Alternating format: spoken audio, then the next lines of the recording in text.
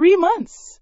3 months until the whole damn world hits the reset button and deletes 90% of the player base. I stood in the air-conditioned sanctuary of a high-end RV dealership in Queens, the kind of place where the air smells like new leather and broken dreams. A few hours ago, I was bleeding out in a blizzard, my legs shattered, listening to the laughter of my best friend and the woman I loved as they left me to die. Now, I was back. 28 years old again. No frostbite, no broken bones, but with a soul colder than the ice that had claimed me. A salesman named Brad, sporting a tie that was too tight and a smile that was too wide, glided over to me. "Can I help you, sir? Looking for a little weekend getaway vehicle?" His eyes flicked over my simple jeans and t-shirt, a quick, dismissive calculation. To him, I was just another tire kicker, wasting his precious commission time. I ignored his question. My gaze was locked on the beast in the center of the showroom. It was an absolute unit, a Class A motorhome built on a military-grade chassis. The brochure called it the Earth Roamer Conqueror, a ridiculous name, but fitting. It was less of a vehicle and more of a mobile bunker. It screamed, "I have more money than sense," which was exactly the vibe I was going for. "That one," I said, my voice flat. I hadn't used it in a decade. It felt strange in my throat. Brad's plastic smile didn't falter. "An excellent choice. The Conqueror is the pinnacle of luxury travel. It features a king-sized bed, a gourmet kitchen with marble countertops, and a state-of-the-art entertainment system. Perfect for visiting the national parks in style."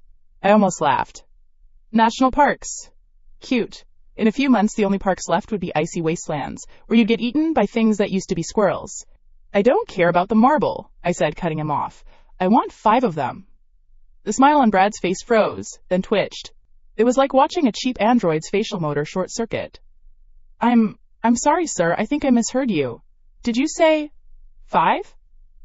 Is there an echo in here?" I asked, my eyes still fixed on the RV. 5? F-I-V-E. He let out a nervous chuckle. "Ha ha. Very funny, sir. A real comedian.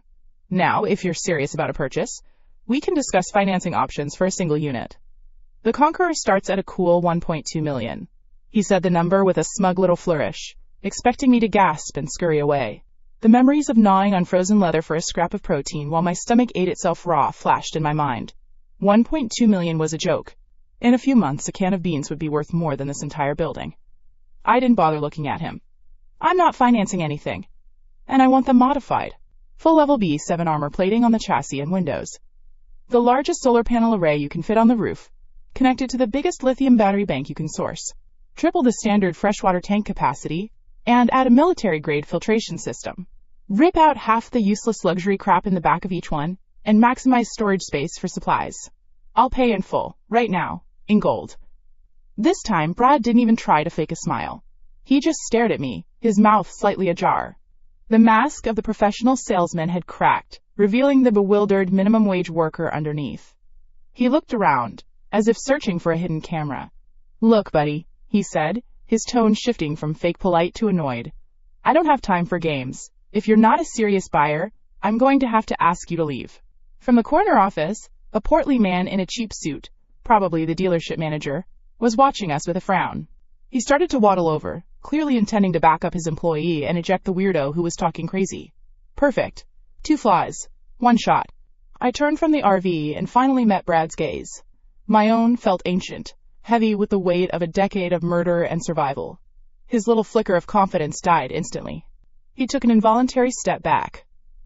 "Games?" I said softly. I placed my heavy-duty duffel bag on a small, glass-topped display table nearby. The manager, a guy whose name tag read Gary, arrived just in time. "Is there a problem here, Brad?" Gary asked, puffing out his chest. He looked at me with open disdain. "Sir, this is a high-end establishment. We don't appreciate pranksters." I unzipped the duffel bag. I didn't say a word. I just reached in, grabbed a fistful of what was inside, and dumped it onto the table. Clank. Thud. Clank. A pile of 1-ounce gold bars, each stamped with the familiar SJC logo, sat gleaming under the showroom's fluorescent lights. They weren't shiny movie prop gold. They were heavy, dense, and exuded an aura of pure, unadulterated wealth that shut everyone up. It was the only language these people understood. The entire showroom went silent. The low hum of the air conditioner suddenly seemed deafening. Brad's jaw was now fully unhinged. Gary, the manager, stared at the gold, his eyes widening to the size of dinner plates. His face went from pale to red to a strange shade of purple. I have a lot more where that came from, I said calmly, zipping the bag back up. So, are we playing games, or are we doing business? Gary's brain finally rebooted. The disdain vanished, replaced by a level of frantic, slobbering subservience that was almost physically painful to watch. Sir! My deepest apologies, sir. A misunderstanding. A complete and utter misunderstanding. He shoved Brad aside so hard the younger man stumbled into a display of decorative pillows. Brad, you idiot! Get our most important client a coffee. The good stuff. The Colombian blend. He turned back to me, bowing slightly, his hands clasped together like a desperate prayer. 5 Conquerors, you said, sir? Modified? Of course. Anything for you. We will get our top engineers on it immediately. Right away. Please, come into my office. We have comfortable chairs. Very comfortable. It was pathetic and deeply satisfying. In my previous life, I was the one who had to bow and scrape, begging for a promotion, for a little bit of affirmation. Now a pile of shiny metal made me a king. As I followed the groveling manager into his office, I glanced at the large flat-screen TV mounted on the wall. A news anchor with too much makeup was talking. On the screen, a graphic showed a map of the United States, almost entirely colored in angry reds and oranges. An unprecedented heat wave is expected to bake the entire country for the next several weeks, she chirped. But government officials and climate experts are assuring the public that this is a temporary anomaly, and there is no cause for alarm. They recommend staying hydrated and limiting outdoor activities during peak hours. No cause for alarm. Right. I remembered those words. I remembered the rolling blackouts as the grid failed. I remembered the riots that started over bottled water.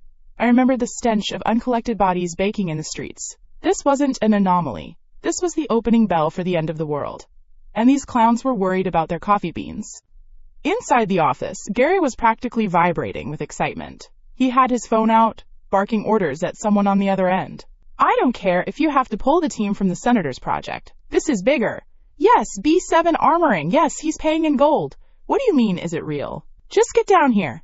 I sat back in the plush leather chair, feeling utterly detached from the chaos I had just created. This was just the first, tiny step. Buying these RVs wasn't just about having mobile shelters. It was about acquiring 5 massive, pre-built power systems, 5 water filtration units, and countless spare parts that would be impossible to find later. I would strip 4 of them down to their bones to reinforce my real sanctuary, the isolated farm in Montana I'd just bought with the last of my liquidated tech stocks. An hour later, the contracts were signed. The deposit, a duffel bag that felt significantly lighter, was secured in Gary's office safe. He had personally guaranteed that a dedicated team would work 24/7 to complete the modifications within 2 months. He even threw in lifetime free maintenance, a promise that was worth absolutely nothing. As I walked out of the dealership, ignoring the fawning goodbyes from Gary and a now terrified Brad, my phone buzzed in my pocket. I pulled it out. The screen lit up with a name that sent a jolt of ice through my veins, a cold far deeper than any memory of the blizzard. Tom. My best friend. I let it ring a few times, savoring the moment. In my last life, I would have answered instantly, eager to hear his voice. Now, it was like a snake hissing in my pocket. I finally answered, putting the phone to my ear without saying anything. Dude! Mercer! Where have you been? Tom's voice was exactly as I remembered it. Loud, overly confident, and dripping with condescension disguised as camaraderie. I just saw your portfolio update. You sold all your Amazon and Tesla stock? All of it? Bro, are you having a midlife crisis or something? The market's about to pop. You just threw away a fortune. I stayed silent, letting him talk. His voice was a physical thing, a shard of glass scraping against a raw nerve. Listen, he continued, a chuckle in his voice. Sarah and I are hitting up that new rooftop bar tonight. You should come. We need to talk some sense into you, man. Seriously, what were you thinking? Let us enlighten you. Enlighten me. The irony was so thick I could have choked on it. They wanted to enlighten me on how to be a good little sheep, how to keep playing a game that was about to be obliterated from existence. They wanted to lecture me, the man who had seen the end credits roll. A slow, cold smile spread across my face. It wasn't a happy smile. It was the smile of a predator that had just seen its favorite prey wander stupidly into a trap. This was perfect. My revenge wouldn't be a quick bullet in the snow. Oh no. It would be a slow, agonizing descent. I would let them watch me rise as their world crumbled. Let them beg. Let them grovel at my feet for the scraps from my table. I would give them a front row seat to the apocalypse, and then, only when they had lost everything, would I remind them of what they did to me in the cold. Sure, Tom, I said, my voice smooth as silk. I could use a drink. Send me the address. 89 days until the beta test ends and the servers are wiped clean. The steakhouse was the kind of place that charged you $50 for a side of asparagus, and called it an experience. The air was thick with the scent of seared meat, expensive perfume, and crippling debt. It was the perfect stage for the farce I was about to direct. I sat there, a ghost at the feast, watching the two people who had murdered me shovel bread into their mouths like they hadn't eaten in a week. They hadn't. Not yet. Seriously, bro, I still can't believe it, Tom said, shaking his head. He'd ordered the most expensive thing on the menu, of course. For him, life was about projecting success, even if it was financed by a credit card screaming for mercy. Liquidating your entire portfolio? For what? A bunch of oversized camper vans? You're acting totally unhinged. Sarah, my once beloved girlfriend, chimed in, her voice dripping with the fake, syrupy concern she was so good at. We're just worried about you, Alex. You've been so distant. Selling everything? It's not rational. What if you need that money for a down payment on a house? For our future. Our future. I nearly choked on my water. The future she was imagining involved a white picket fence and a 401k. The future she was getting involved watching civilization eat itself alive, starting with the collapse of the power grid in about a month and a half. I didn't answer. I just focused on my steak, a 40-ounce porterhouse, cooked medium rare. In my last life, my final meal had been the frozen leather from my own boot tongue. The memory was so clear, the way the treated hide scraped against my gums, the phantom taste of blood and chemicals. Now this tender, juicy piece of meat wasn't just food. It was a statement. It was a promise to myself that I would never, ever be hungry again. My silence made them antsy. NPCs get weird when you don't respond to their programmed dialogue prompts. See? This is what I'm talking about, Tom huffed, gesturing at me with his fork. He's not even listening. Off in his own little world. Look, man, I get it. You're almost 30, maybe feeling a little lost. But you can't just throw your life away. I just closed a huge deal at the firm. Sarah's up for a promotion. We're moving forward. You're buying RVs. He said the last word like it was a terminal disease. I took a slow sip of my ridiculously overpriced whiskey. The smooth, smoky burn was a welcome sensation. I let his words hang in the air, pathetic and meaningless. He was bragging about closing a deal. A deal. A digital number shifting from one corporate bank account to another. I had just traded a bag of metal for 5 mobile power stations and fortresses. We were not operating on the same level, we weren't even in the same reality. Sarah placed her hand on my arm. Her touch felt like a spider crawling on my skin. Alex, honey, just talk to us. We can help you. Maybe you should see someone? A therapist? I looked at her. Really looked at her. I saw the faint lines of calculation around her eyes, the way her smile never quite reached them. I remembered this exact expression. It was the same one she wore as she stood over me in the snow, her face illuminated by the flickering lights of the shelter. The same look she gave Tom as he raised the tire iron for the second swing at my leg. A cold, hard knot formed in my gut. Not sadness. Not anymore. It was pure, unadulterated hatred, polished to a mirror shine over 10 years of icy torment. I finally finished my last bite of steak, dabbing my lips with the cloth napkin. I leaned back, a picture of calm satisfaction. Tom, mistaking my silence for defeat, went in for the kill shot. He adopted a magnanimous, pitying tone that made my skin crawl. Look, dude. Times are obviously tough for you. If you're short on cash after your shopping spree, I can float you a few grand, just until you get back on your feet. He leaned forward conspiratorially. Don't tell Sarah I offered.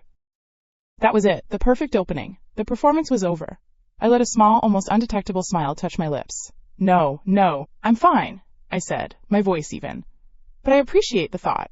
In fact, I've been meaning to give you something. Their expressions shifted from pity to curiosity. Greed was a simple, powerful lever. I reached into the inner pocket of my jacket. It wasn't a wallet I pulled out. It was a small, velvet-lined box. I placed it on the table between them, right next to the salt shaker. Sarah's eyes, conditioned by a lifetime of aspirational Instagram posts, locked onto it instantly. She knew exactly what kind of box that was. Alex, what is this? She breathed, her hand frozen mid-air. Tom just looked confused. A gift? It's not our anniversary or anything. Think of it, I said, my voice dropping to a near whisper, as a severance package. I flicked open the lid. Inside, nestled on black velvet, was a diamond ring. Not just any ring. It was the exact, custom-designed, 3-carat monstrosity from Tiffany's that Sarah had been unsubtly leaving open on her web browser for the past year. In this timeline, I had never even considered buying it. But in my head, I knew every facet, every detail from her endless descriptions. Sourcing an identical, albeit fake, one for a couple $1,000 from a shady downtown jeweler had been laughably easy. To their untrained eyes, it was a $100,000 dream come true. Silence. Sarah's breath hitched. A tiny, strangled gasp escaped her lips. Her eyes were glued to the glittering rock, her brain short-circuiting with a payload of pure, uncut avarice. All thoughts of my mental health, our future, and her concern evaporated in an instant. Tom stared from the ring to my face and back again, his own brain trying and failing to process the situation. Severance? What the hell does that mean? Are you breaking up with her? Here? With a diamond ring? What kind of psycho move is that? The idiot was actually getting angry on her behalf, completely missing the point. I pushed my chair back and stood up. I tossed a few $100 bills onto the table, more than enough to cover the check and their stunned silence. It means I'm done, I said, looking not at Tom, but directly into Sarah's mesmerized, greedy eyes. The ring is yours. Do what you want with it. Sell it. Wear it. Shove it up your... I cut myself off. No need to be crude. The real punishment hadn't even begun. Consider it a thank you for all the lessons you've taught me. I turned and walked away without a backward glance, leaving them in the wreckage of their own confusion and greed. I could feel their stares burning into my back. This was so much better than a quick death. I had just planted a seed of chaos between them. $100,000, in their minds, sized seed. I couldn't wait to see what kind of poisonous fruit it would bear when the world started to fall apart, and that shiny rock was worth less than a can of Spam. Stepping out of the air-conditioned restaurant and into the sweltering Manhattan night was like walking into an open oven. The TV in the bar was blaring, showing a sweating reporter. Officials are urging citizens to remain calm, as the power grid is experiencing, quote, unprecedented strain. Rolling blackouts are a possibility, but are being managed. Managed. Right, the NPCs were still reading the script. I pulled out a cheap burner phone I'd bought for cash that afternoon. Tossing the SIM card I'd used to talk to Tom into a nearby sewer grate, I inserted a new one. I didn't head home. My apartment was just a temporary shell. My real home was a digital file and a plot of land 1,000 miles away. I found a quiet alley, the air smelling of hot garbage, and composed an email on the burner phone. The recipient was a private, high-end construction firm in Montana. A company I knew from my past life was run by a pragmatic ex-military engineer who valued contracts over questions. The subject line was simple. Project Avalon, urgent. The body of the email was concise, attaching a series of highly detailed CAD files I had spent the last week perfecting. Perimeter. 20-foot-high reinforced concrete walls, topped with electrified razor wire. Integrated watchtowers at all 4 corners. Main house, stripped to the studs. Reinforced with steel beams. Install bulletproof windows and doors. Full Faraday cage integration to protect against EMP. Basement. Excavate a new sublevel. 5,000 square feet. Separate sections for food storage, medical bay, armory, and living quarters. Its own self-contained air and water filtration system. Power. Geothermal heating and cooling system, supplemented by the solar and battery arrays from 5 Class A RVs I will have delivered to the site. Triple redundancy with diesel generators in a soundproofed bunker. Water. Deep earth well tapping into a subterranean aquifer with military-grade purification systems. I ended the email with a single line. Completion bonus of 50% if finished in 60 days. Payment in gold bullion. Non-negotiable. A down payment of 25% will be delivered by armored courier tomorrow. I hit send. The trap was set. The fortress was being built. The players were in position. Walking back to my sterile apartment, I passed a group of teenagers laughing, filming some stupid TikTok dance. They were blissfully, painfully unaware that their world of fleeting digital fame and avocado toast was about to get hit by a meteor. Inside, I locked the door and went to the small, antique jewelry box on my dresser. It contained the only thing I had managed to keep from my old life, something the looters in the blizzard hadn't bothered with. It was an old silver ring, a simple family heirloom passed down from my grandfather. It was worthless. Or so I had thought. I remembered the moment of my death. As the life faded from me, a final, desperate thought had echoed in my soul. If I had a space to put everything, just a little space. And in that final freezing moment, the ring on my finger had pulsed with a faint, imperceptible warmth. Now I was about to test that theory. I picked up a letter opener from my desk. There was no grand ceremony, no magical incantations. I simply pricked the tip of my thumb, a tiny, insignificant wound. A single, perfect drop of red welled up. I pressed my thumb against the cool silver of the ring. For a second, nothing happened. I felt a flicker of disappointment. Was it all just a death-induced hallucination? The end. Then, it hit me. It wasn't a flash of light or a clap of thunder. It was a sudden expansion in my mind. A door I never knew existed swung open, not into a room, but into an abyss. An endless, silent, starless void of pure nothing. That was also pure potential. It had no temperature, no sound, no dimensions.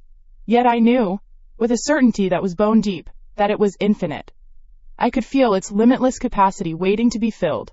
I could see my apartment from this new internal perspective, every object a potential item to be stored.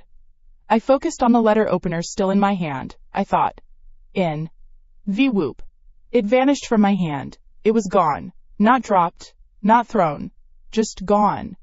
And yet I could feel it suspended in that black void in my mind, perfectly preserved, waiting. I thought. Out. Clink.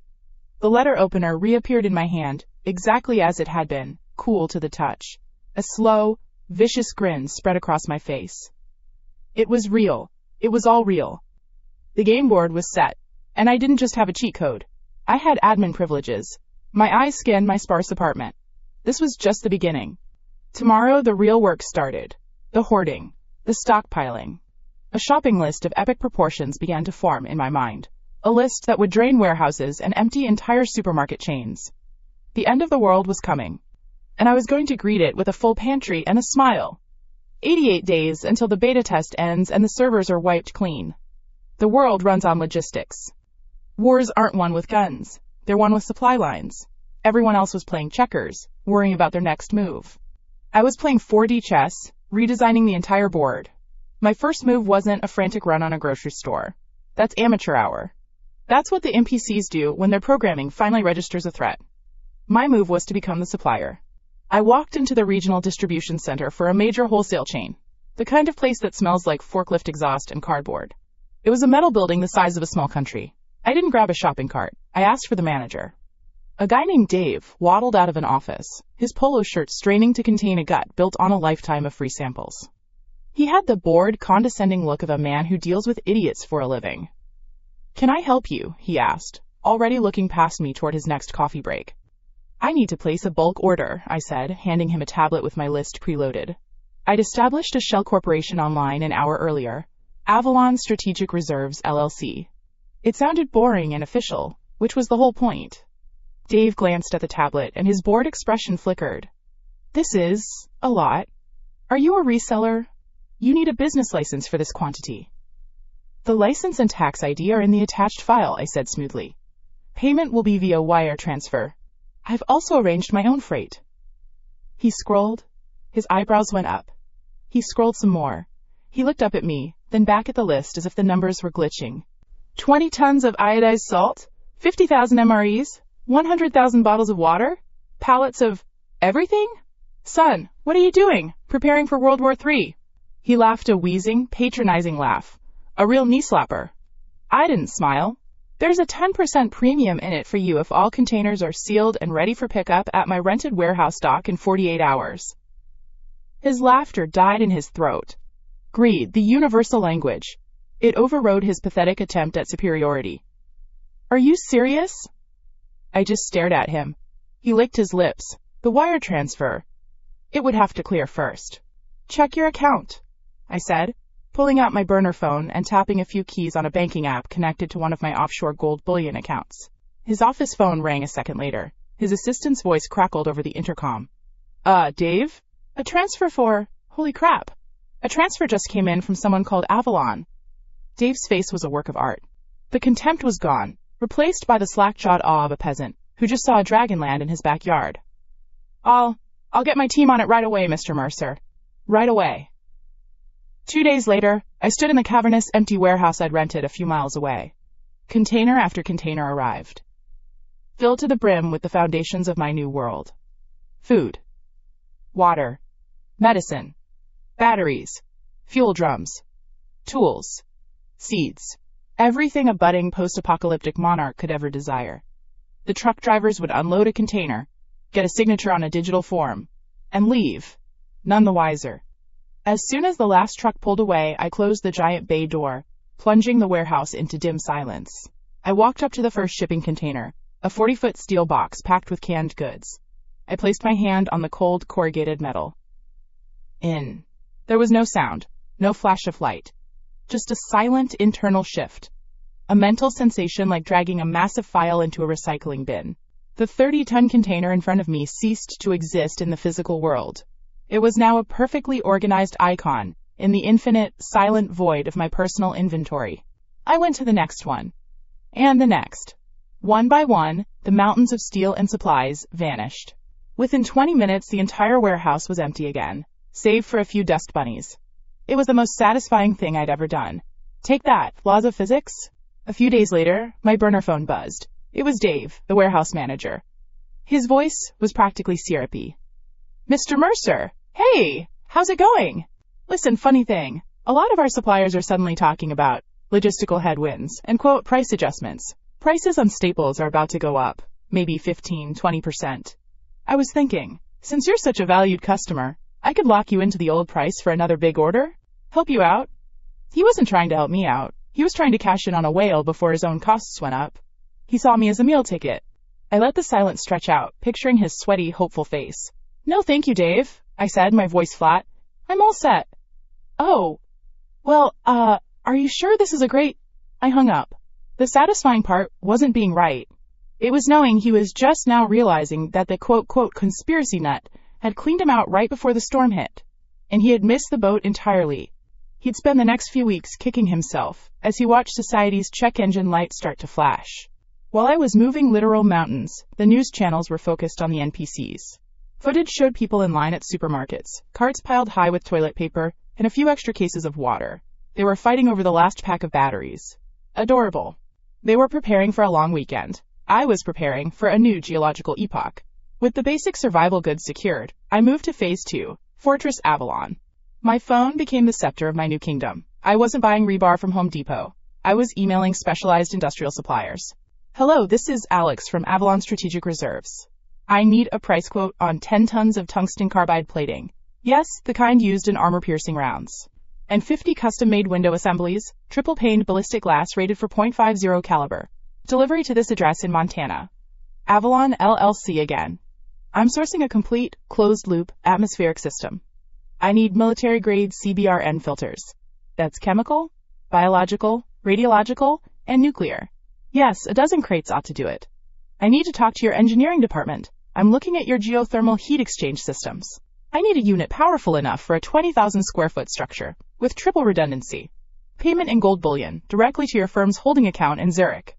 I became a ghost in the system, a tidal wave of capital and logistics directed from a burner phone in a sweltering Manhattan apartment. While the world was starting to sweat about the quote, record-breaking heat wave, and the now daily rolling blackouts, I was arranging for armored trucks to deliver literal tons of fortress building materials to my construction site in Montana. The engineer I'd hired didn't ask questions. For the size of the completion bonus I offered, I could have asked him to build a launch pad to Mars, and he would have just asked what kind of rocket I preferred. The heat was no longer a news story. It was the only story. The asphalt outside my building was soft to the touch. The power grid was failing so consistently that having electricity was more surprising than not having it. The government's pre-recorded messages about staying hydrated and, quote, checking on your neighbors were a grim joke. Predictably, the neighborly phase began. People in my building started knocking on doors, asking for spare batteries or a few bottles of water. I never answered. My apartment was a ghost ship, a sterile transfer point between the old world and my inventory. Then, inevitably, the call came. The caller ID said, Mom. I hesitated for a second. This was a side quest. One had no interest in playing. But ignoring it would only lead to more calls, maybe even a wellness check. I answered. Alex, honey. Oh, thank God. I've been trying to call you all day. My mother's voice was frantic. The power's been out for hours. It's so hot. Are you okay? Your father and I have been so worried. My father. She meant my stepfather, Richard. A man whose spine was made of jelly, and whose ambition was to retire on his wife's first husband's life insurance money. I'm fine, Mom. Just busy. Busy? Alex, everyone's saying this is serious. People are getting sick from the heat. Richard says we should all get out of the city. We want you to come home, to the house. It's safer here. I'm sure it is, I said, my voice devoid of emotion. Their suburban house was just as dependent on the grid as my apartment. They had a bigger lawn, that's it. Richard wants to talk to you, she said, and I heard the phone being passed. Alex, my boy. Richard's voice was slick with fake joviality. It was the voice he used when he was about to ask for money. Your mother's right. Time for the family to circle the wagons. We've got plenty of room. And hey, I heard from Sarah's mother you've been investing in some interesting things lately. Like those big RVs? There was the hook. News travels fast among the boomer gossip network. He didn't care about my well-being. He smelled resources. I'm handling things, I said. Of course, of course. You always were the smart one, he oozed. Your stepbrother Kevin is here too. He was just saying, a man with your foresight and resources, and a man with his, well, he's strong. We could all work together, you know, for the good of the family. Pool our resources. You should really come down for dinner. We need to have a family meeting, make a plan. His plan was for me to provide everything, while he and his useless lump of a son, Kevin, got to be in charge. They saw my preparations not as my survival, but as their inheritance. They were vultures, circling a carcass that wasn't even dead yet. I'll think about it, I lied. Don't think too long, son. In times like these, family is all we have. I hung up the phone. Family is all we have. What a load of crap. In my last life, my family, Tom and Sarah, were the ones who broke my legs and left me to die. This new family just saw me as a walking, talking supply depot they could crack open. They wanted a family meeting. Fine, they'd get one. But they weren't going to like my agenda. 79 days until the normies get wiped. The drive to my mother's house was like a trip to a museum of a dying civilization. The suburbs. A cul-de-sac of beige doom, where every lawn was manicured to within an inch of its life, all of them now looking thirsty and brown under the oppressive, shimmering heat. The air conditioning in the ridiculously overpowered SUV I'd picked up was blasting Arctic winds, a tiny pocket of personal defiance against the global meltdown happening outside my tinted windows. I parked in the driveway. Richard, my esteemed stepfather, was already at the door before I could kill the engine. He was wearing khaki shorts and a pink polo shirt, a uniform for the aspiring country club member. His smile was so wide and fake it looked like it was about to crack his face in half. Alex, my boy, you made it. We were so worried. His voice was a greasy slide of false concern. My mother appeared behind him, her face genuinely etched with worry. That was the difference. She cared. He just smelled an opportunity. Come in. It's an oven out there. He boomed, ushering me inside. The house was stuffy. The central AC was clearly struggling, wheezing like an old man with a 2-pack-a-day habit. Seated on the floral print sofa, looking like a sack of potatoes in an Affliction t-shirt, was my stepbrother, Kevin. He was Richard's biological contribution to the world, a 20-something buffoon, whose only skills were lifting heavy things and spending his father's money. He grunted a greeting, eyes glued to his phone. This was the family that wanted to, quote, circle the wagons. A spineless grifter, a well-meaning but powerless woman, and a human-shaped brick. We sat down in the living room for the, quote, family meeting. It felt less like a meeting and more like an ambush. Honey, are you sure you're all right? My mother began, her hands twisting in her lap. Sarah's mother called me. She said you two broke up? And you sold your apartment and your stock portfolio? Alex, what's going on? Before I could answer, Richard jumped in, placing a condescending hand on my shoulder. Now, Helen. The boy is just going through a tough time. It's a lot of pressure. But that's why we're here. As a family. He leaned in, his voice dropping to a conspiratorial whisper. Alex, listen to me. Your mother and I, we've been talking. We know you've come into some liquidity, and you've been making some, let's call them eccentric purchases. He gestured vaguely, as if the 5 top of the line, All-terrain RVs I had stored in my spatial ring were just a quirky hobby, like collecting stamps. It's a weird time in the world, Richard continued, trying to sound wise. Markets are unstable. People get panicky. They do rash things. We think it might be best if we help you manage your assets for a while, just until you're feeling more yourself. Manage my assets. The classic buzz phrase for give us your money so we can squander it. Kevin finally looked up from his phone, a smirk on his thick-lipped face. Yeah, bro. You're acting kinda psycho. Dad's right. You need to let the adults handle the big boy money.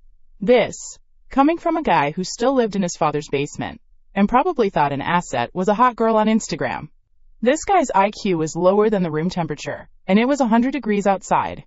He puffed out his chest. In fact, I've got this killer investment opportunity. A new crypto coin. It's gonna be huge. If you just loan me, like 50 grand, I could triple it in a month. For the family, you know? I looked from Kevin's stupid, greedy face to Richard's slimy, expectant one. I saw my mother starting to nod, buying into their bullshit narrative that I was having a mental breakdown and needed their help.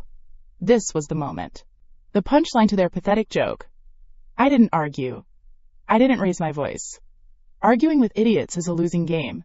They drag you down to their level and beat you with experience. Instead, I just pulled out my burner phone. The same one I'd used to orchestrate the logistical ballet of the last few weeks. I tapped the screen a couple of times and placed it on the coffee table.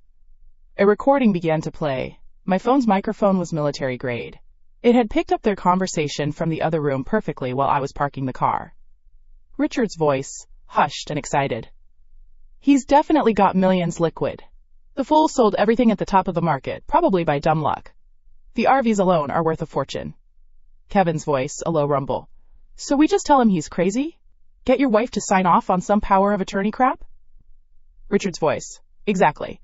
We play the concerned family. We tell him we'll manage his portfolio. Once we have control, you get your investment money, and I'll secure the rest in a family trust. He won't see a dime. By the time he figures it out, it'll all be gone. He bought all that prepper crap, let him have it. We'll take the cash and the RVs and ride this whole thing out in luxury. The recording ended. The silence that followed was beautiful. It was thick and heavy, and you could almost hear the sound of two parasitic hearts dropping into their stomachs. Kevin looked like a dial-up modem trying to connect to a new idea, his mouth hanging open, a string of drool almost forming. Richard's fake tan couldn't hide the blood draining from his face. He looked like he'd been gut-punched. My mother stared at the phone, then at her husband, her eyes wide with a horrified understanding. The betrayal was dawning on her face. I picked up my phone, my movements calm and deliberate. Any more questions about my mental state? I asked, my voice as cold as the tomb my kindness was buried in. Richard sputtered.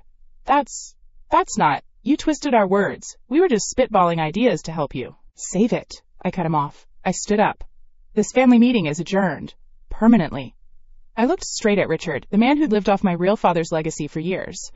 From this moment on, you and your leech of a son will not receive another cent from me.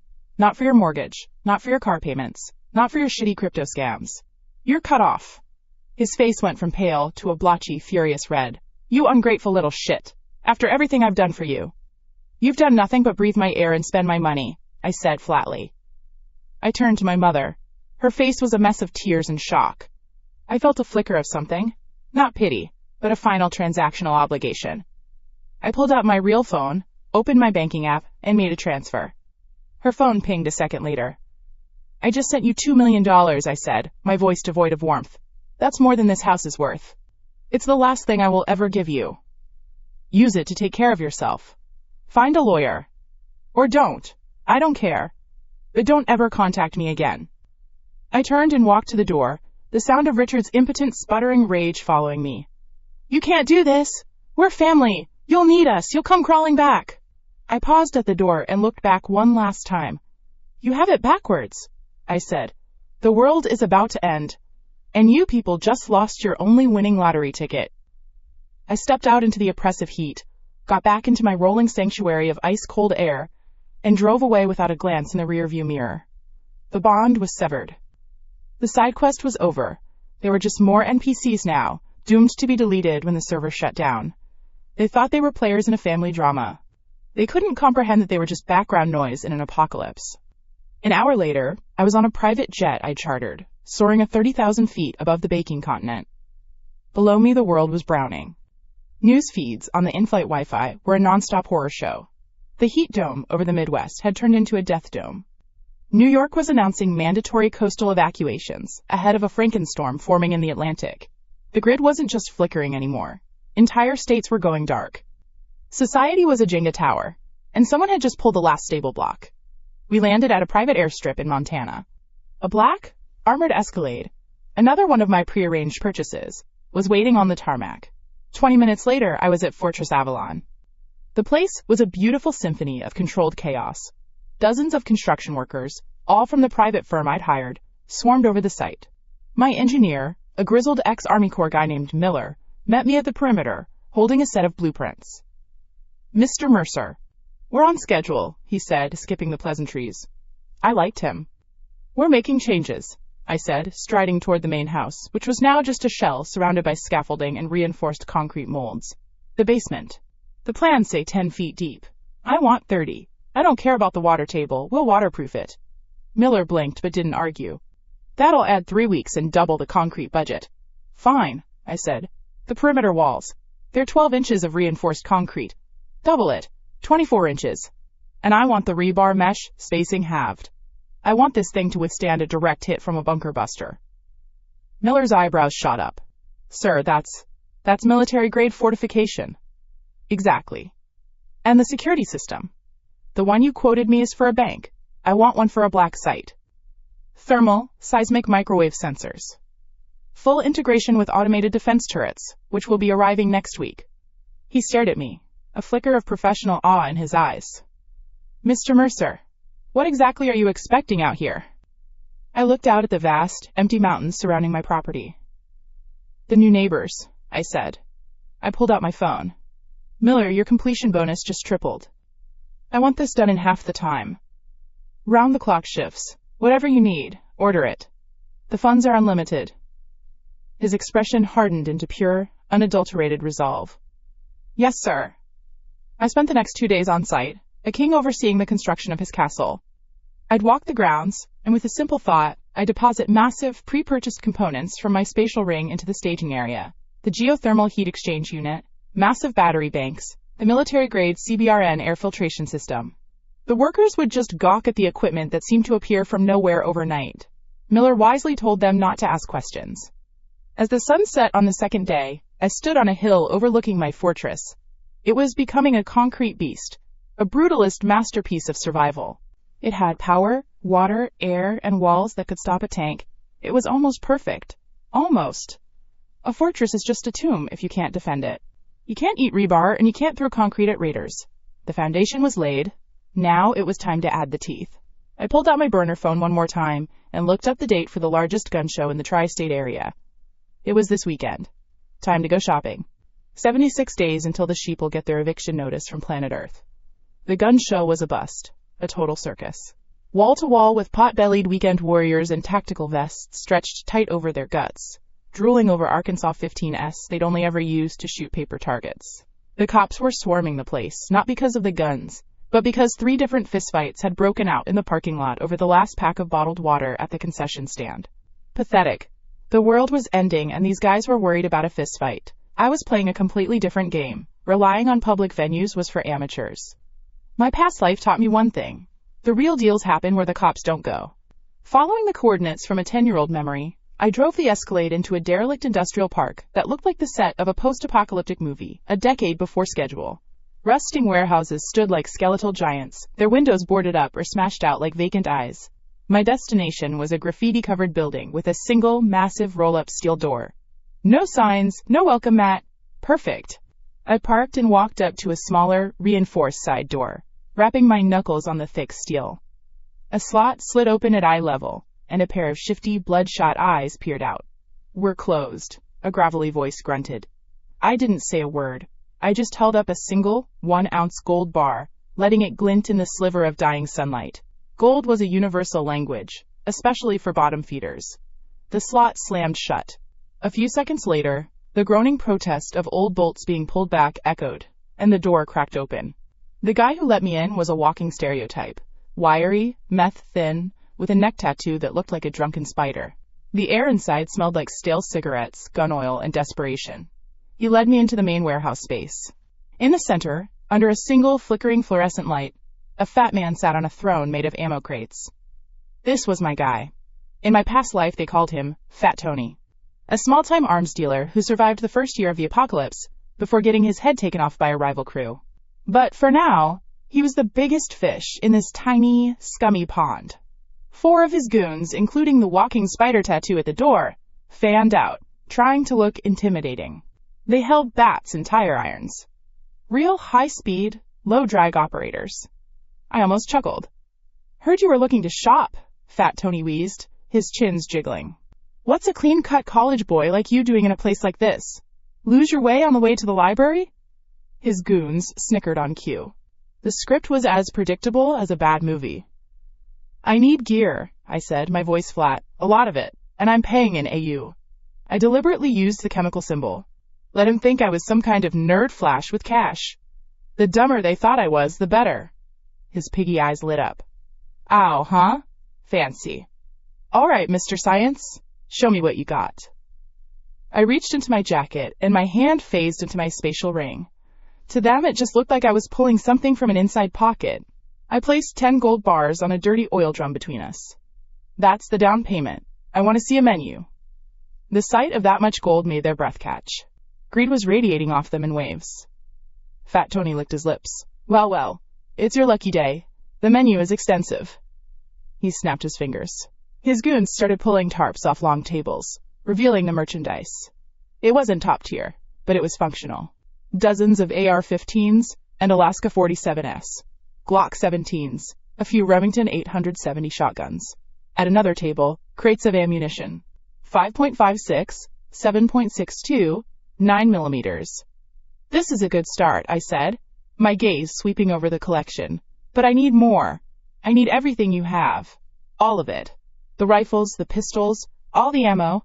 I also need anything you have that's not on the table. Heavier stuff. I know a guy like you has a private stash. Tony's smile tightened. He was starting to realize I wasn't just some rich kid looking for a new toy. My private stash is for private clients, he said, leaning forward. And it costs more than a few shiny bricks. I have more bricks, I said simply. This was the moment. The pivot. His eyes darted to his goons, a silent signal passing between them. The spider tattoo guy behind me shifted his weight. The 2 on the flank started to slowly circle around. The classic squeeze play. They thought I was a whale, and they were about to harpoon me. You know, Tony said, a greasy smile spreading across his face. I've been thinking, a deal this big, it requires a certain level of trust. And frankly, I don't trust you. So I'm thinking of a new deal. I keep the gold, I keep the guns, and my boys get to use you as a piñata. We'll call it a transaction fee. His goons grinned, raising their crude weapons. They were closing in. Such predictable little NPCs, running the same low-level subroutines as always. I didn't even look at them. I just kept my eyes on Tony. Bad idea. From my pocket, I produced a single, innocuous-looking cylinder. A military-grade M84 flashbang. I'd acquired a crate of them from a less scrupulous surplus dealer last week. I popped the pin with my thumb and, in one smooth motion, tossed it on the ground right in the middle of his crew. Before their tiny brains could even process what it was, the world became light and sound. The explosion was a deafening crack, followed by a light so brilliant it felt like the sun had just gone supernova inside the warehouse. The 4 goons went down instantly, screaming and clutching their eyes and ears, their nervous systems completely overloaded. One of them had an epileptic fit on the concrete floor. It was beautiful. Tony, protected by distance and his own considerable bulk, was momentarily stunned, blinking away the flash spots. That was all the time I needed. In the 10 years of my previous life, I'd killed hundreds, maybe thousands of people. Scavengers, raiders, cannibals. Taking down a fat, wheezing arms dealer was like swatting a fly. I crossed the 10 feet between us in less than a second. Before he could even push his fat ass off his ammo crate throne, my hand was around his throat. I didn't squeeze. I just held him, my thumb pressing lightly against his carotid artery. A demonstration of potential. My other hand produced a Glock 19, one of my own, from the ring, and pressed the cold muzzle against his sweaty temple. The piñata idea, I said, my voice dropping to a whisper that was colder than the grave I'd clawed my way out of. Let's table that for now. We're going back to the old deal, with a few amendments. He was trembling, his face a blotchy mix of purple and white. The arrogance was gone, replaced by the primal, animal fear of a creature that has just met a much bigger predator. He could feel it. I wasn't a college boy. I was a goddamn ghost. What do you want? He stammered, pissing his pants. I could smell the urine. First, a discount. 30% off your original asking price, I said. Call it a stupidity tax for trying to rob me. Second, you are going to open up that private stash. Now. He nodded frantically, his chins wobbling. He pointed a trembling finger at a large shipping container in the back corner of the warehouse. I dragged him over, the muzzle of the Glock never leaving his head. He fumbled with the locks, his hands shaking so much it took him 3 tries. The container doors swung open. It was an Aladdin's cave of mayhem. 2 Barrett M82.50 caliber sniper rifles. A dozen M4s with ACOG sights and grenade launchers. Crates of C4. Detonators. Claymore mines. Night vision goggles. Body armor. Even a Javelin anti-tank missile still in its travel case. Where the hell did he get a Javelin? I didn't care, it was a bonus. Beautiful, I said, a genuine smile touching my lips for the first time all day. I'll take it all. For the next hour, I directed the terrified Tony to have his now recovered, but thoroughly cowed goons load everything, and I mean everything, into a neat pile in the center of the warehouse. The rifles, the shotguns, the pistols, the sniper rifles, the Javelin, and crates upon crates of ammunition. The pile was as big as a minivan. Then, while they watched with wide, disbelieving eyes, I walked up to the pile, placed my hand on it, and it vanished. All of it. Sucked into the infinite void of my spatial ring. Their jaws hit the floor. The spider tattoo guy made a small gasping sound and crossed himself. They were no longer looking at a man. They were looking at a demon. A magician. Something beyond their comprehension. I tossed a few more gold bars onto the oil drum. It was still more than they deserved. But I had a reputation to maintain, even with scum. A reputation for paying my debts. This business transaction is concluded, I said to the terrified, piss-soaked dealer. Do not speak of me to anyone. If I hear my description on the wind, I will come back. And next time, I won't be in a shopping mood. I turned and walked out, leaving them in the flickering light of their shitty warehouse, surrounded by the ghosts of their vanished arsenal. As I drove away from that cesspool, I turned on the radio. A news anchor was breathlessly reporting on a state of emergency being declared. The power grid in 3 states had just gone down from the heat. There were reports of widespread looting in Phoenix. People were fighting over bags of ice. I laughed. They were fighting over frozen water, while I had just acquired enough firepower to overthrow a small country. We were not the same. Back at Fortress Avalon, the work was complete. The final coat of paint was drying on the 24-inch thick concrete walls. The geothermal system hummed deep beneath the earth, and the solar panels on the roof of the main house and the massive barn soaked up the last of the sun's brutal, unfiltered rays. Miller met me at the main gate, his face grim. It's done, Mr. Mercer. She's ready. The automated turrets are installed in their concealed housings. The perimeter fence is wired. 1 touch, and it'll deliver enough juice to cook a bull. Good, I said, striding towards the enormous, reinforced barn that served as my main staging area and garage. Now for the finishing touches. Inside the barn, I stood in the center of the vast, empty concrete floor. I closed my eyes and focused. With a thought, I unleashed the armory. Crate after crate of ammunition appeared, forming neat stacks that reached the ceiling. Gun racks materialized, already filled with hundreds of rifles and pistols. The Javelin launcher and its missile case appeared on a custom-built workbench. The .50-calorie sniper rifles sat on their bipods like sleeping gods of war. Miller, a hardened veteran who'd seen combat zones, just stared. His mouth opened, but no words came out. He looked at the mountain of weaponry, then at me, then back at the mountain. The question was plain on his face, but he was smart enough not to ask it. The basement armory is ready? I asked. He just nodded, dumbstruck. For the next few hours, or rather, the heavy-duty forklift I'd also stored in my ring, moved the entire arsenal down into the 30-foot-deep, temperature-controlled, vault-sealed basement. The fortress was no longer just a shelter. It was now a veritable military base. It had teeth. And venom. Later that night, the world officially broke. A red banner flashed across the giant screen in my command center, overriding the satellite TV feed. National Weather Service alert. Catastrophic heat event in progress. Widespread grid failure across southwestern and central U.S. Temperatures in Phoenix, Arizona, have reached 125 degrees Fahrenheit, 51.6 degrees Celsius. All citizens are advised to shelter in place. This is not a drill. The apocalypse hadn't crept in. It had kicked the damn door down. I leaned back in my ergonomic leather chair. The command center was a cool, Stable 72 degrees Fahrenheit, 22 degrees Celsius. The air filtration system scrubbed the air clean, humming a gentle lullaby of survival. On the array of monitors in front of me, I had feeds from dozens of high-definition thermal cameras covering every inch of my property, all the way to the main road a mile away. Outside, the Montana landscape shimmered under a moon bleached white by the suffocating heat. The air itself looked sick. I reached a hand to the side of my chair, and a bottle of beer appeared in it, beaded with condensation. It hadn't been in a fridge for over a month, but inside my ring, time was a suggestion I chose to ignore. It was perfectly, gloriously cold. I took a long swallow. The screen showing the main road was empty now, a silent, black ribbon cutting through the dying landscape. But it wouldn't be empty for long. The desperate, the foolish, the unprepared. They would come. Like moths to a flame, they would seek out any oasis of stability in the coming chaos. I watched the screen, a predator waiting patiently in its nest. Let the games begin. Day 4 of the apocalypse, or as I was calling it, my long overdue vacation. The world outside was a convection oven set to, quote, broil. The news, before the local stations went dark, was a non-stop highlight reel of society taking a nosedive. Riots in the cities, a governor weeping on live television, footage of a dude in Florida trying to fight an alligator for a puddle of muddy water. It was better than Netflix. Meanwhile, in Fortress Avalon, the thermostat was set to a crisp 72 degrees. The air, scrubbed clean by a hospital-grade filtration system I'd acquired, smelled faintly of ozone and victory. I was currently floating on my back in the indoor swimming pool I'd had installed in the basement, the one right next to the armory and the home theater. The water was cool against my skin, and the ambient blue light from the pool LEDs made the whole place feel like a billionaire's secret lair. Which, I guess it was. Lunch was poolside. I retrieved a plate from my ring, a beautiful medium-rare ribeye, garlic mashed potatoes, and asparagus.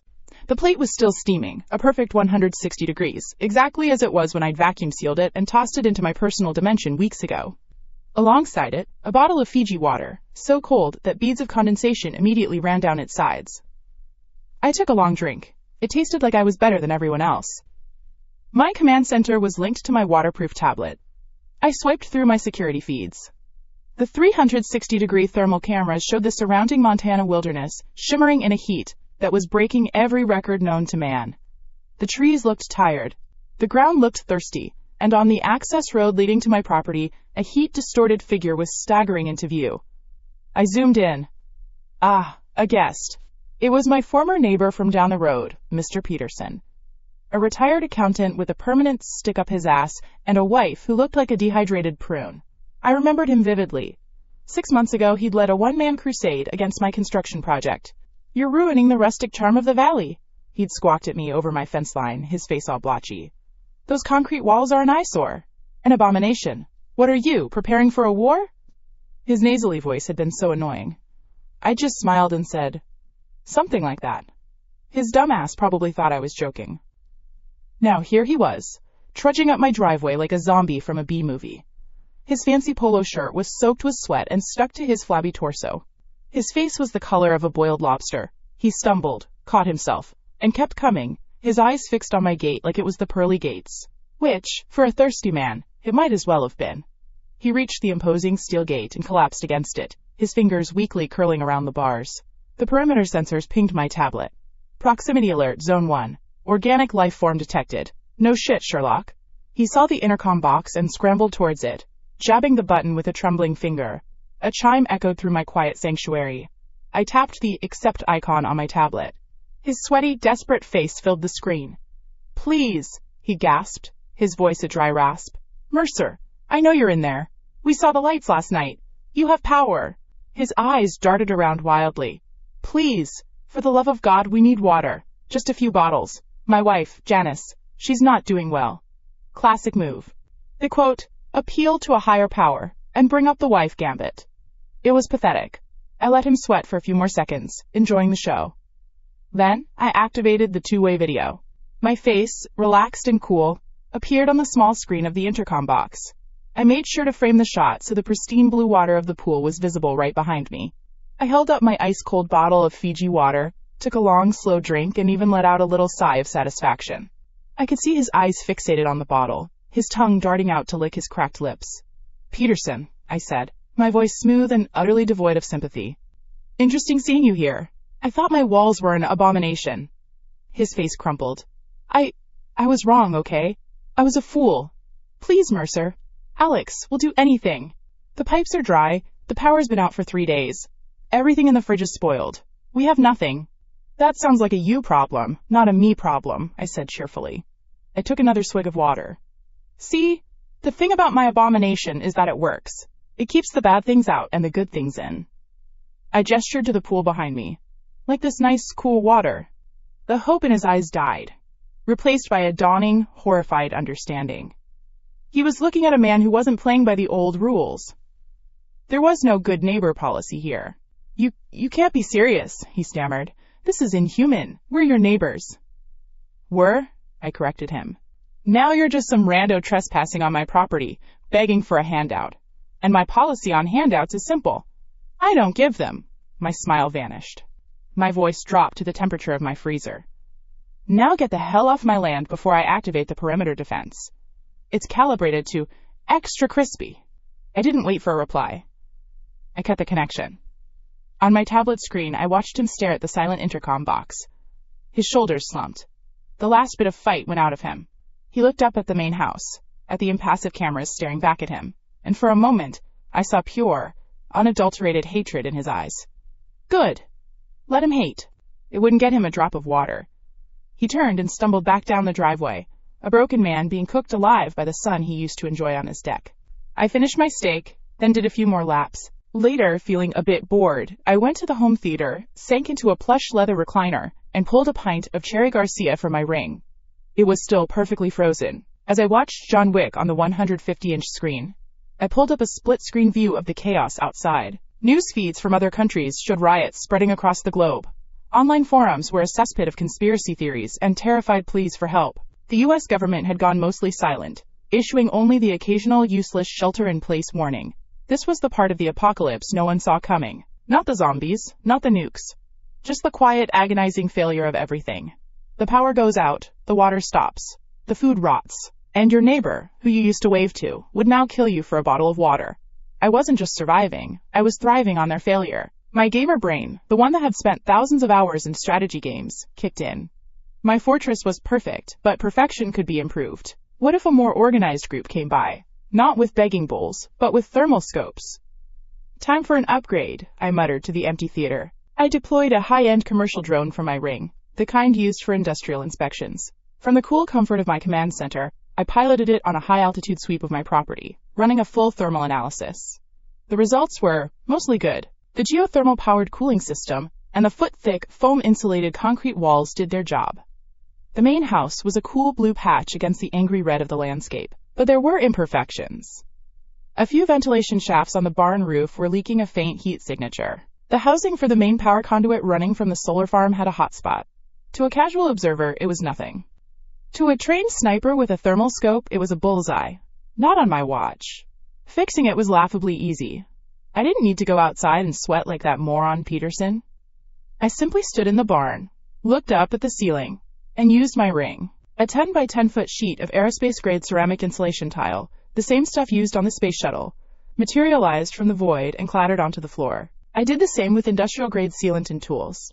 Over the next hour, I piloted a series of smaller utility drones, equipping them with robotic arms. From my chair, playing what amounted to a very complex video game, I guided them to patch the heat leaks, apply new layers of insulation, and seal every last thermal gap. When I was done, I ran another scan.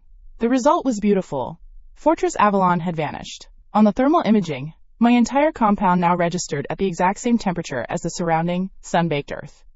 I was a ghost. A phantom on the mountain. Let them come with their fancy toys. They'd find nothing.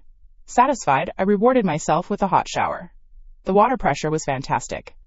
It was on day 7 that the real fun was scheduled to begin. I was in my workshop, cataloging the C4 I'd liberated from Fat Tony and labeling the detonators, when the alarm shrieked through the compound. Not the gentle ping of a perimeter sensor. This was the full-throated high-decibel wail reserved for a direct breach of the outer kill zone. I was in my command chair in seconds. On the main monitor, a vehicle was barreling up the access road. It wasn't just approaching, it was moving with desperate speed.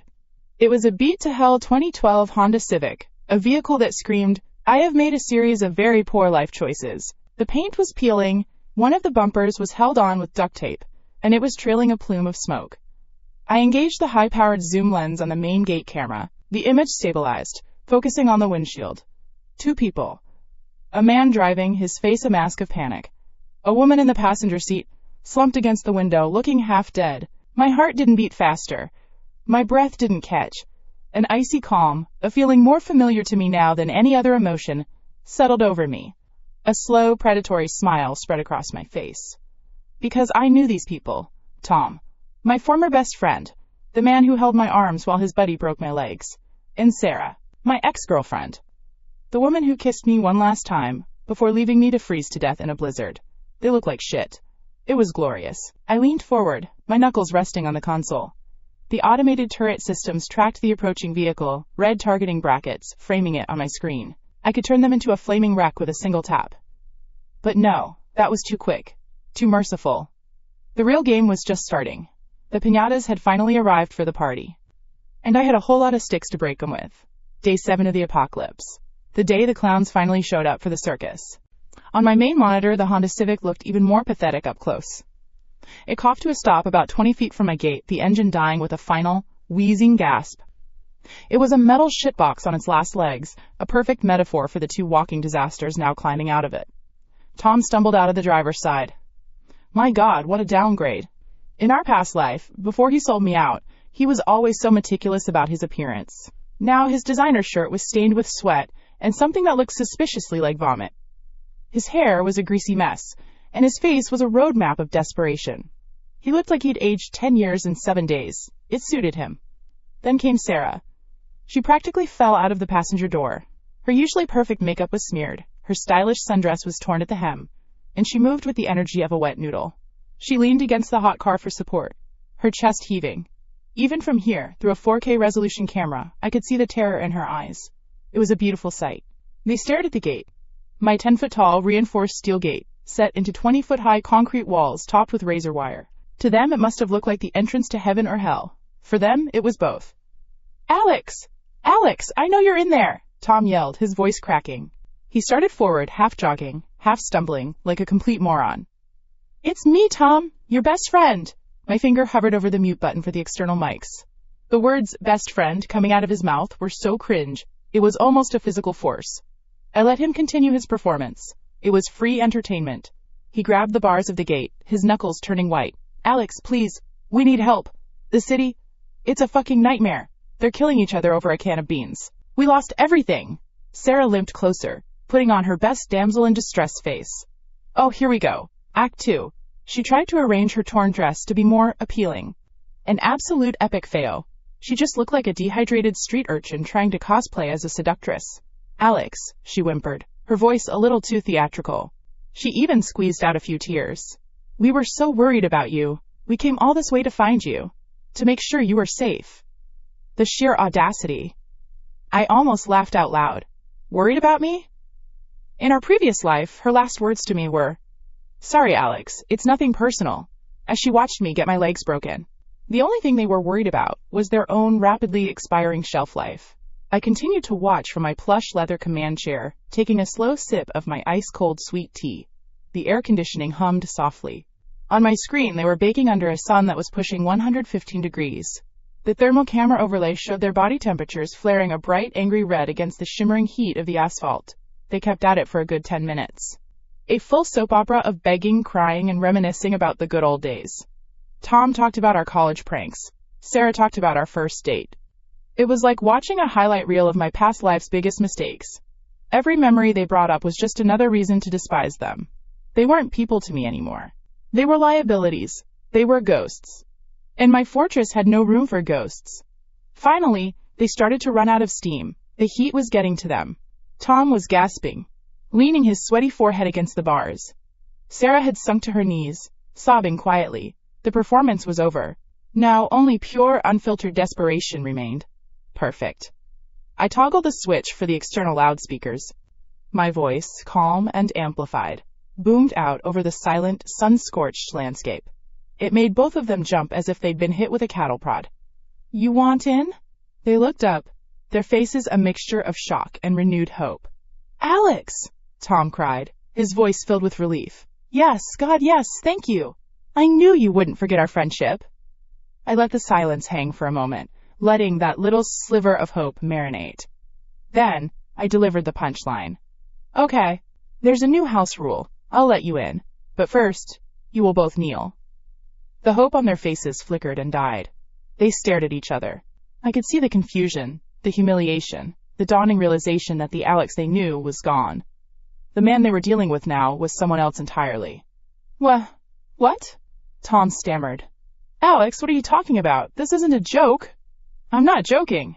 My voice echoed, cold and hard as the steel gate they were clinging to. The price of admission is your dignity. You want shelter? You want water? You want to live? Then get on your goddamn knees. The silence that followed was thick with their crumbling pride. The sun beat down. A hot wind rustled the parched leaves of the trees. It was a standoff, their lives versus their egos. I already knew who would win. People like them valued their own skin above all else. Sarah was the first to break. With a choked sob, she lowered herself fully onto her knees on the blistering asphalt. She didn't look at Tom. She just stared at the ground, her shoulders shaking. Tom watched her, his face a mask of conflict. His jaw worked silently.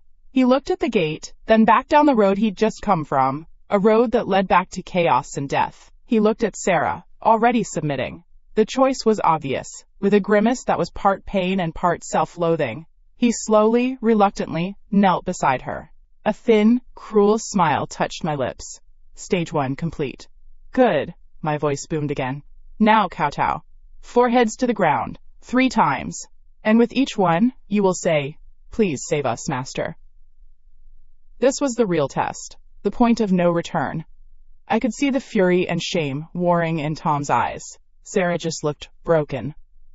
The word master was my little addition, a tribute to the absolute power they had held over my life and death in the last timeline. Now, the roles were reversed. Sarah went first, her movements stiff and robotic. She pressed her forehead to the scorching ground. Please, save us, master. Her voice was a barely audible whisper. She did it 2 more times, each one a little more broken than the last. All eyes were on Tom. He was trembling, not from weakness but from rage. He was the one who had always seen himself as the alpha, the leader. This was killing him. But the fear of what was waiting outside was greater than the rage he felt inside. He closed his eyes, took a shuddering breath, and slammed his forehead against the pavement. Please save us, master, he bit out, the words tasting like acid in his mouth. He did it again, and a 3rd time, the sound of his head hitting the asphalt, echoing slightly in the stillness. I sat back in my chair, savoring the moment. It was even better than I had imagined. This wasn't just revenge. This was the re-establishment of cosmic order, the complete and total inversion of our previous fates. Acceptable, I announced. With a low hum, the massive gears of the gate engaged. The 2 10-foot-tall steel doors began to swing slowly inward, revealing the pristine, manicured grounds of my sanctuary. For them, it must have looked like the gates of Eden opening. They were about to find out they'd only been admitted to the snake pit. They scrambled to their feet and half ran, half limped inside, their eyes wide as they took in the green grass, the stable, the main house. They stopped in the middle of the driveway, looking around like survivors of a shipwreck washing ashore on a mythical island. I gave them a moment to absorb the hope before I personally came out to crush it. I exited the main house, not in tactical gear but in a pair of shorts and a clean t-shirt, holding another glass of iced tea. I looked rested, fed, and utterly in charge. They stared at me. Welcome to Avalon, I said, my tone cheerful. Your accommodations are this way. I didn't lead them to the main house. I didn't even lead them to the guest cottage I had set up. I led them past all the signs of comfort and civilization, all the way to a large, corrugated metal shed at the far end of the property. It was intended for storing tractors and farming equipment. It had no windows, no insulation, and no ventilation. I slid open the heavy door. A wave of heat, even more intense than the air outside, washed over us. It smelled of hot metal and dust. This is your new home, I announced, gesturing inside. Don't worry, it's secure. They stared into the dark, sweltering interior. Their faces fell. This wasn't salvation. This was a prison cell. A hot box. Alex, what is this? Sarah asked, her voice trembling. We can't stay in here. It's an oven. It's better than outside, I said flatly. I unclipped 2 bottles of water from my belt and tossed them onto the dusty floor. They landed with a thud. That's your ration for the day. Be grateful. The Petersons got nothing. I turned to leave, but Tom grabbed my arm. A huge mistake. Before he could even tighten his grip, I moved. In one fluid motion, I twisted his arm behind his back and slammed him face first against the hot metal wall of the shed. He yelped in pain and surprise. I leaned in, my voice dropping to a whisper right in his ear. "Rule number 2, I hissed. "You don't ever touch me. Understand, Tom?" I understand," he gasped, the fight completely gone from him. I shoved him away, and he stumbled into the shed, clutching his arm. Sarah watched, her eyes wide with fear. She was finally getting it. This wasn't a rescue. This was a reckoning. I slid the heavy door shut, plunging them into darkness. I engaged the external lock with a loud, definitive click. From my pocket, I took out a small, magnetic camera and slapped it onto the outside of the shed, pointing it at the door. Then I went back to my command center. On a newly designated monitor labeled the Piñata Pen, I watched the infrared feed from inside the shed. I saw their 2 heat signatures pacing around in the tight, dark space like caged animals. As evening fell, violence across the country escalated. My satellite feeds showed fires burning in major cities. Gangs, no longer hiding in the shadows, had taken over key choke points: gas stations, bridges, grocery distribution centers. The government was MIA. The world was officially a free-for-all. Lone survivors like Tom and Sarah didn't stand a chance out there. They knew it. And they knew I knew it. For dinner, I had lobster thermidor, a dish Sarah and I once had on an anniversary. I ate it slowly, enjoying every bite. Afterwards, I scraped the leftover morsels, the bits of shell, and the remnants of the rich sauce into a metal dog bowl. Carrying the bowl, one walked back to the shed. I didn't open the door. I just slid open a small slat near the bottom, originally designed for ventilation, and pushed the dog bowl through. It clattered onto the concrete floor. "Dinner's served," I said to the silent door, then walked away. Back in my command chair, I switched to the shed's internal audio feed. I heard a scramble, then the disgusting sounds of them fighting over the scraps. Snarls. A slap. A whimper. They weren't even using words anymore. They were fighting like starving dogs over a bone. I watched their thermal blobs tussle in the dark, and a new thought bloomed in my mind. This was too simple. Making them suffer physically? Anyone could do that. Breaking their legs, letting them freeze, letting them starve. It was crude, primitive. No. My revenge had to be a work of art. I was going to give them hope. I would feed them, give them water, make them feel safe. I would let them get used to their new reality as my property. And then, I would introduce a new variable. I would find another survivor, someone desperate, and offer them a deal. A comfortable life in exchange for becoming my enforcers. Their sole job? To torment the 2 people in that shed. I wasn't just going to break their bodies. I was going to systematically dismantle their minds, using other people as my tools. Let them experience true, soul-crushing despair, not at the hands of their great enemy, but at the hands of complete strangers. All while I watched from a comfortable chair, eating popcorn. Now that was a plan. Day 8 of the apocalypse. The day the neighborhood watch decided they were the new world government. I was in the middle of a high-stakes taste test, comparing a 20-year-old single malt scotch to an 18-year-old, when the proximity alarms blared. A new icon popped up on my main monitor. Potential idiots at gate. I'd programmed that one myself. I swiveled my leather command chair around, the scotch swirling gently in my crystal glass. On screen, a mob was forming. Not a big mob, maybe 20 people. They were the last remnants of the gated community down the road, the one that prided itself on its HOA rules and perfectly manicured lawns. Now those lawns were brown, and the people looked about as well maintained as a dumpster fire. Leading the charge was a guy the first vaguely recognized. Mark. Professor Mark, I think. Taught sociology or some other useless subject at the local community college. He had that classic academic look, tweed jacket despite the 115-degree heat, a self-important posture, and a face that screamed, "I'm smarter than you, even though I can't figure out how to open a can of beans without a YouTube tutorial." He strode up to my gate like he owned the place, the flock of desperate-looking suburbanites trailing behind him like lost sheep. They looked tired, sunburned, and thirsty. Sucks for them. "Alexander Mercer!" he bellowed, his voice straining to sound authoritative. "We know you're in there. We are representatives of the Sycamore Creek Community Council."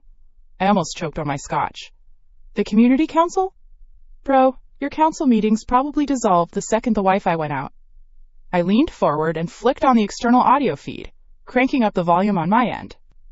This was going to be gold. On behalf of the remaining residents, he continued, puffing out his chest, we're here to discuss the equitable redistribution of essential resources. I had to mute him for a second just to laugh. Equitable redistribution. That's high-end commie talk for, give me your shit because I was too dumb to get my own. This dude probably wrote think pieces about the failures of capitalism while simultaneously day trading crypto on his MacBook. The irony was thicker than the dust in the air. He was in his element now, lecturing my security camera as if it were a freshman class. In times of crisis, our shared humanity dictates that we must band together. The individualistic hoarding of supplies is a moral failing. We have women, children, and the elderly here, Alex. It is your civic and moral duty to open your doors and share what you have with the community that has nurtured you. I took a slow sip of the 20-year-old. Definitely smoother. My inner monologue was having a field day. Nurtured me? The only thing this community ever nurtured was my desire to move. These were the same people who reported me to the HOA for having a satellite dish that was 2 inches too big. Now they were talking about shared humanity? Give me a break. Their faces were a mix of hope and entitlement, hanging on Professor Know-It-All's every word. They actually believed this crap. They thought because he used big words, reality would bend to his will. They were about to get a crash course in Apocalypse 101, and I was the professor now. I didn't say a word. Instead, I rerouted the video feed to the massive 150-inch weatherproof LED screen I'd installed above the gate for exactly this kind of occasion. The screen, which had been displaying a serene screensaver of a waterfall, flickered to life. The crowd squinted, murmuring in confusion. What appeared on the screen wasn't my face. It was high-resolution night vision footage. Drone footage. Dated just 12 hours ago. The video showed a dimly lit street corner in their own neighborhood. A small family, a man, a woman, and a young child, were on their knees, begging. And who were they begging? Why, it was Professor Mark, and at least half of the people currently standing at my gate. The drone's parabolic microphone had picked up the audio perfectly. Please, the woman in the video was crying, her voice raw. Just one bottle of water. Our daughter. She's so dehydrated. The image of Professor Mark on the screen was crystal clear. He looked down at the family with an expression of pure annoyance. His video self spoke, his voice dripping with condescension. Resources are scarce. We can't be responsible for those who didn't prepare. Survival of the fittest. It's a harsh truth. He and his group then turned and walked away, leaving the family to their fate in the darkness. I let the video loop. The audio of Mark's cold rejection echoed over the silent, sun-baked landscape. The effect was instantaneous. The self-righteous expressions on their faces evaporated, replaced by shades of shock, shame, and pure, unadulterated panic. They looked from the giant screen to their leader, then back to the screen. The professor's face had gone from a healthy red to a pasty, sickly white. He looked like he'd swallowed a gallon of sour milk. His mouth opened and closed a few times, but no sound came out. The NPCs had encountered a fatal script error. Finally, I decided to grace them with my voice. It boomed from the loudspeakers, calm, cold, and dripping with contempt. Survival of the fittest, you said? It's a harsh truth, isn't it, Professor? A wave of fear rippled through the small crowd. They weren't dealing with their pushover neighbor anymore. They were dealing with the person who filmed them, leaving a family to die. It seems your shared humanity only applies when you're the one doing the asking, I continued, letting the words hang in the hot, dead air. Your moral duty is a one-way street. So let me teach you a new sociological concept, Mark. It's called fuck around and find out. The professor finally found his voice, sputtering. You spied on us. That's an invasion of privacy. And leaving a child to die of thirst is a community potluck? Get real, I shot back. My drone, my property, my rules. Now here's the curriculum for today's lesson. You have 10 seconds to get your hypocritical asses off my property line. Starting now. 10, 9, 8. They stared, frozen. Some started to back away nervously, but the professor, his academic pride wounded beyond repair, held his ground. The ego on this guy was a thing of beauty. This isn't over, Mercer. You can't just isolate yourself. We have rights, he yelled, his voice cracking with a mixture of fear and fury. 7, 6, 5. I wasn't even looking at him anymore. On a side monitor, I pulled up my defense grid. Cute little icons for automated turrets, motion sensors, and my personal favorite, the perimeter fence. "We will not be intimidated by a paranoid coward," Mark shrieked, taking a defiant step forward. 3, 2... He was still rambling when I toggled the switch for the low-power fence deterrent. A deafening bzzzzzt erupted from the entire length of the perimeter wall. A brilliant blue arc of electricity, thick as my thumb, leaped from a pylon to the razor wire atop the concrete, traveling along the entire fence line with a hum that vibrated in your teeth. It wasn't lethal at this setting, but it was designed to look and sound like the wrath of God. The crowd screamed, a symphony of terror that was music to my ears, and scrambled backwards, tripping over each other like clowns in a circus act. One woman fell flat on her ass. The professor himself yelped and stumbled back, his tweed jacket finally looking as stupid as he was. 1. My voice boomed into the sudden silence. "Class dismissed." I switched off the speaker and watched them. They didn't run far. They just regrouped about 100 yards away, a pathetic huddle of has-beens. Their little moral crusade had failed spectacularly. They were left with nothing but their thirst and their shattered pride. I turned my attention back to my other monitors. The world was going down the toilet even faster than I remembered. Newsfeeds showed chaos. Miami was gone, swallowed by a storm surge from a hurricane that had appeared out of nowhere. Fires raged unchecked in Los Angeles. The National Guard was spread so thin they were basically useless, and the government had gone completely dark. It was official. The heat wave was just the opening act. The main event, a series of global-scale superstorms, was on its way. These people outside my gate knew it. The desperation that had driven them here wasn't going to vanish just because I humiliated them. It was going to fester. I zoomed in on their little huddle. Their body language had changed. They weren't looking defeated anymore. They were angry.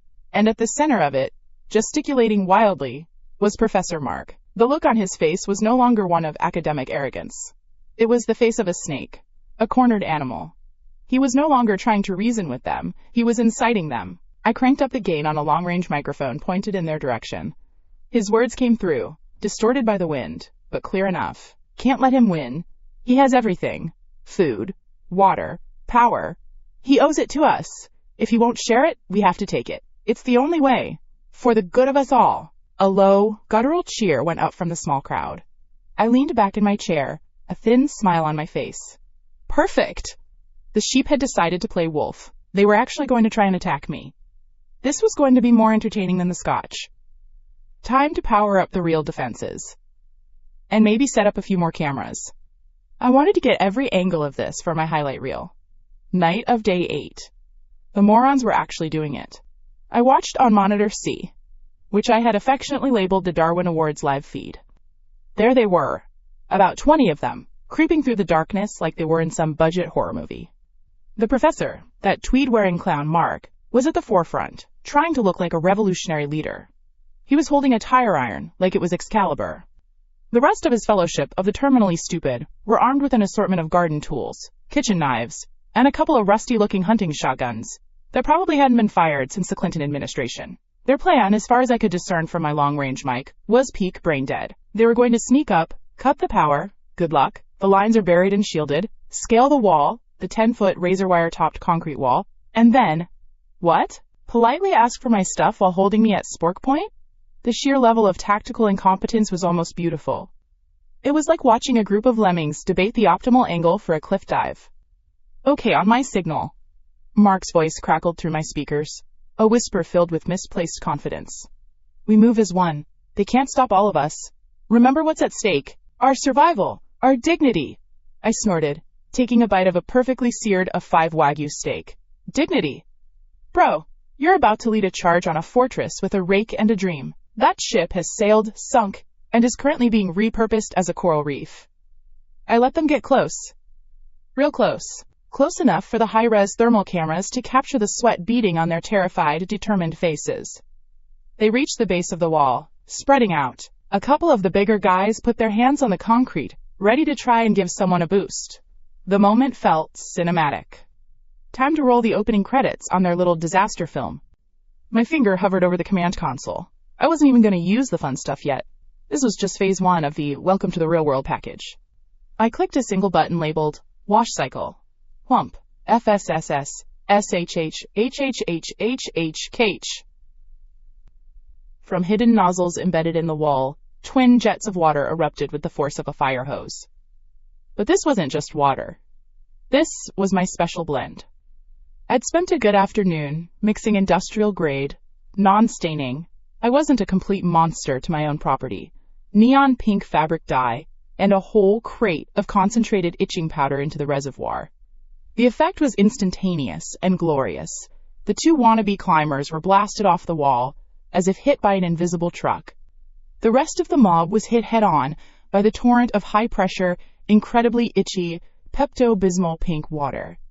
Their heroic charge devolved into a slapstick comedy routine in milliseconds. People were knocked off their feet, sent tumbling backwards, sputtering and flailing. Their weapons went flying.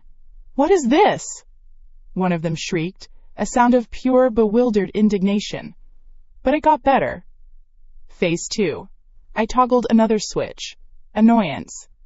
From 4 discreetly placed drones hovering silently 100 feet up, a sound began to emanate. It wasn't loud, not in the traditional sense.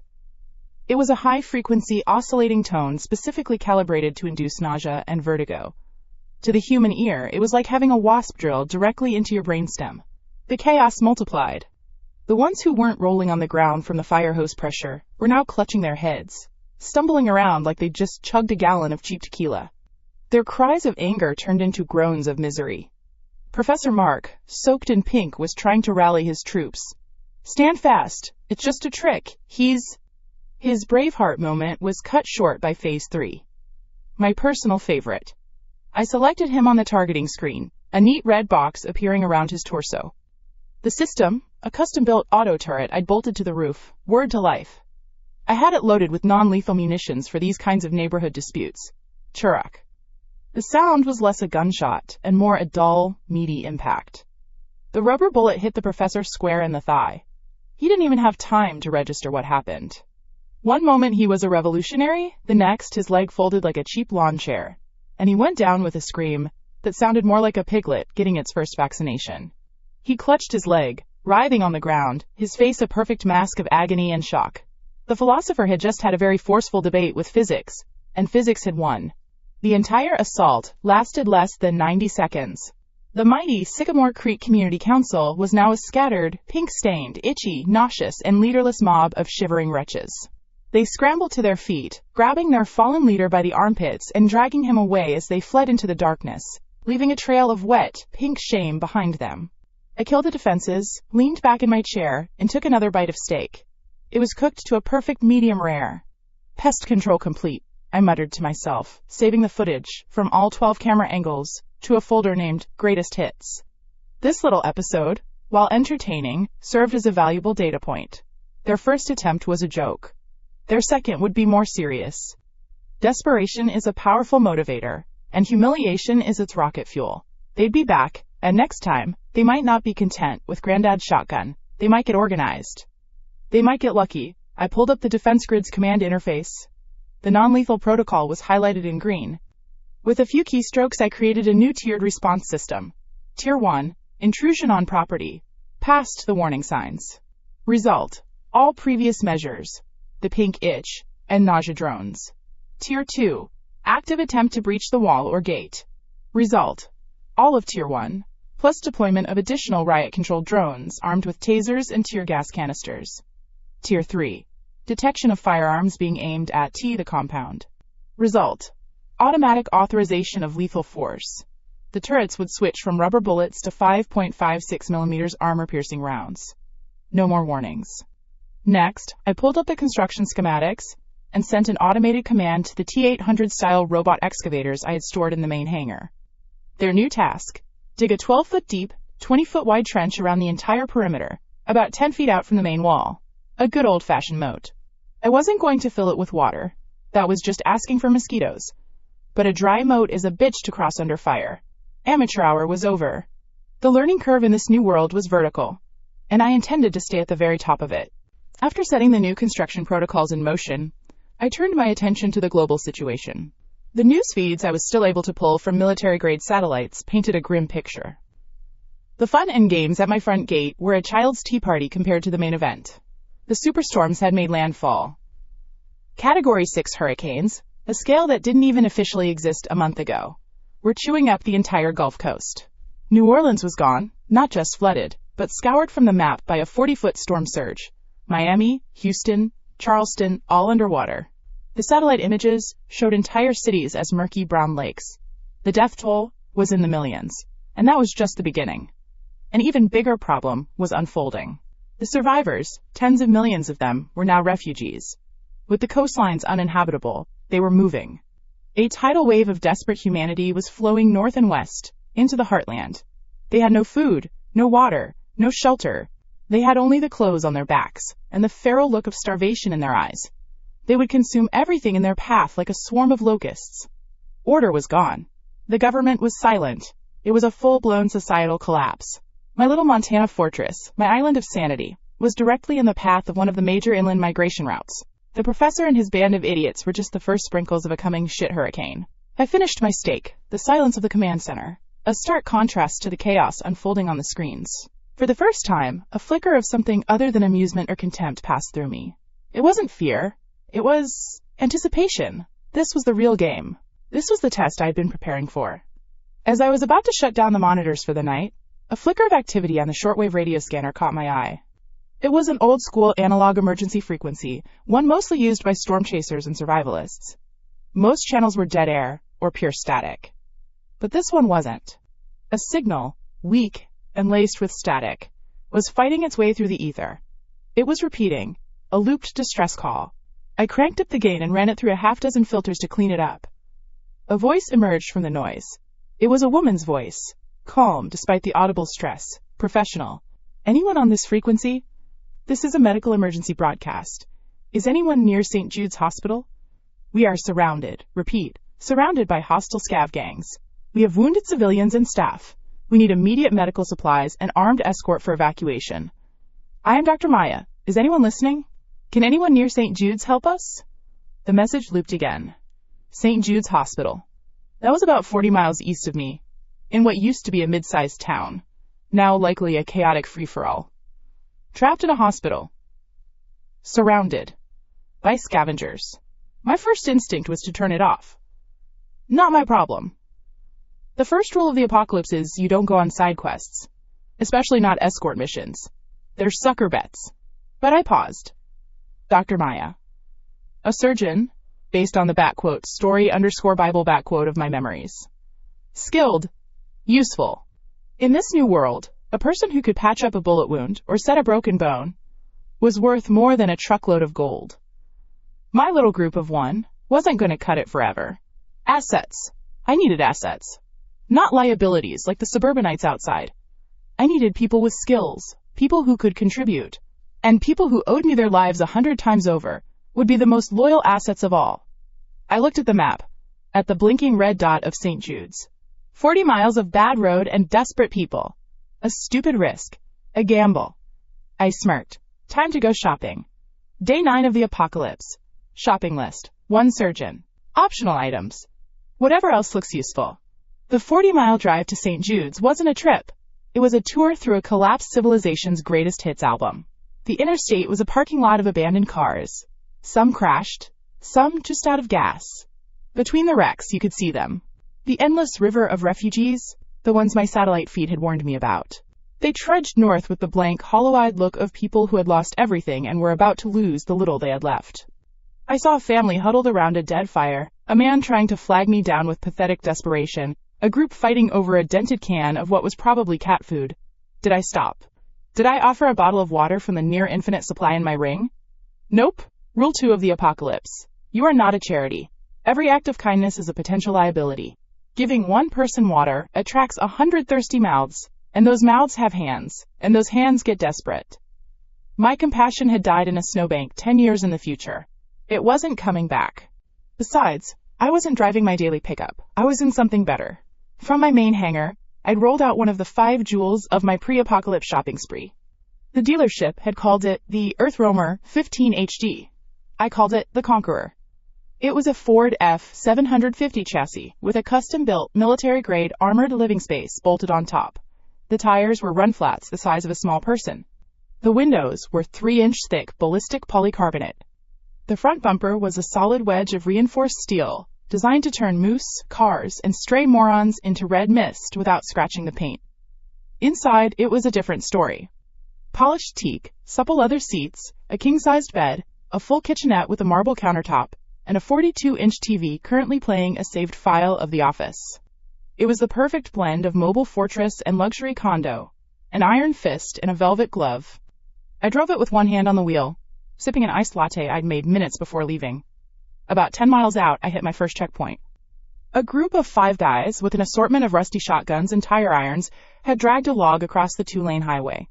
One of them, a dude with a meth head beard and way too much confidence, stepped forward and held up a hand. "That's far enough, buddy. Out of the vehicle. We'll be confiscating your supplies and your ride for the good of the community," he yelled, trying to sound like a warlord from a bad movie. I didn't even slow down. His main character energy evaporated the instant he realized the 10-ton metal beast wasn't stopping. His eyes went wide. It was a beautiful moment of pure, unadulterated panic. He and his friends scrambled out of the way, diving into the ditch like terrified rats. Crunch! The Conqueror hit the log. For me, it felt like running over a slightly large pothole. For the log, it was an explosive reimagining into a cloud of splinters. I glanced in the rearview mirror. The 5 wannabe bandits were staring, mouths agape, at the empty space where their brilliant roadblock used to be. A valuable lesson was taught, free of charge. Tonnage beats teamwork every time. I took another sip of my latte.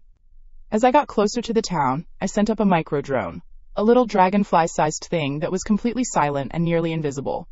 The feed popped up on the dashboard screen. The town was a mess. A classic dumpster fire. Sporadic looting, small groups clashing in the streets. But the main event was right where the signal said it would be. St. Jude's Hospital.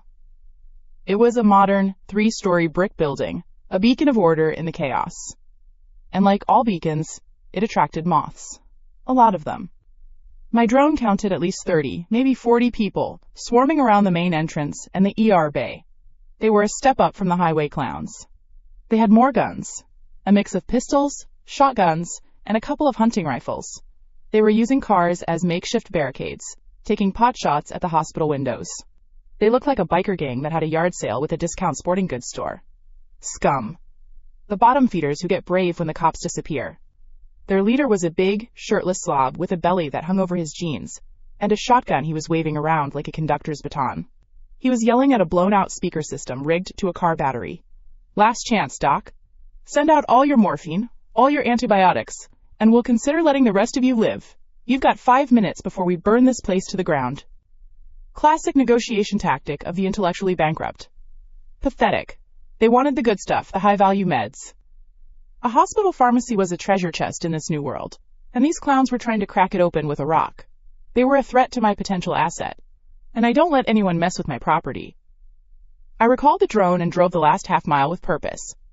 I turned onto the main road, leading to the hospital entrance. The Conqueror, with its bank of high-intensity LED lights on the roof, lit up the entire street like a Hollywood premiere.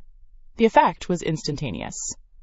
Every single scavenger stopped what they were doing and stared. The shooting stopped. The yelling stopped. A 10-ton, black-on-black armored monster rumbling towards you tends to be a conversation killer. I rolled to a stop about 100 yards from their main barricade.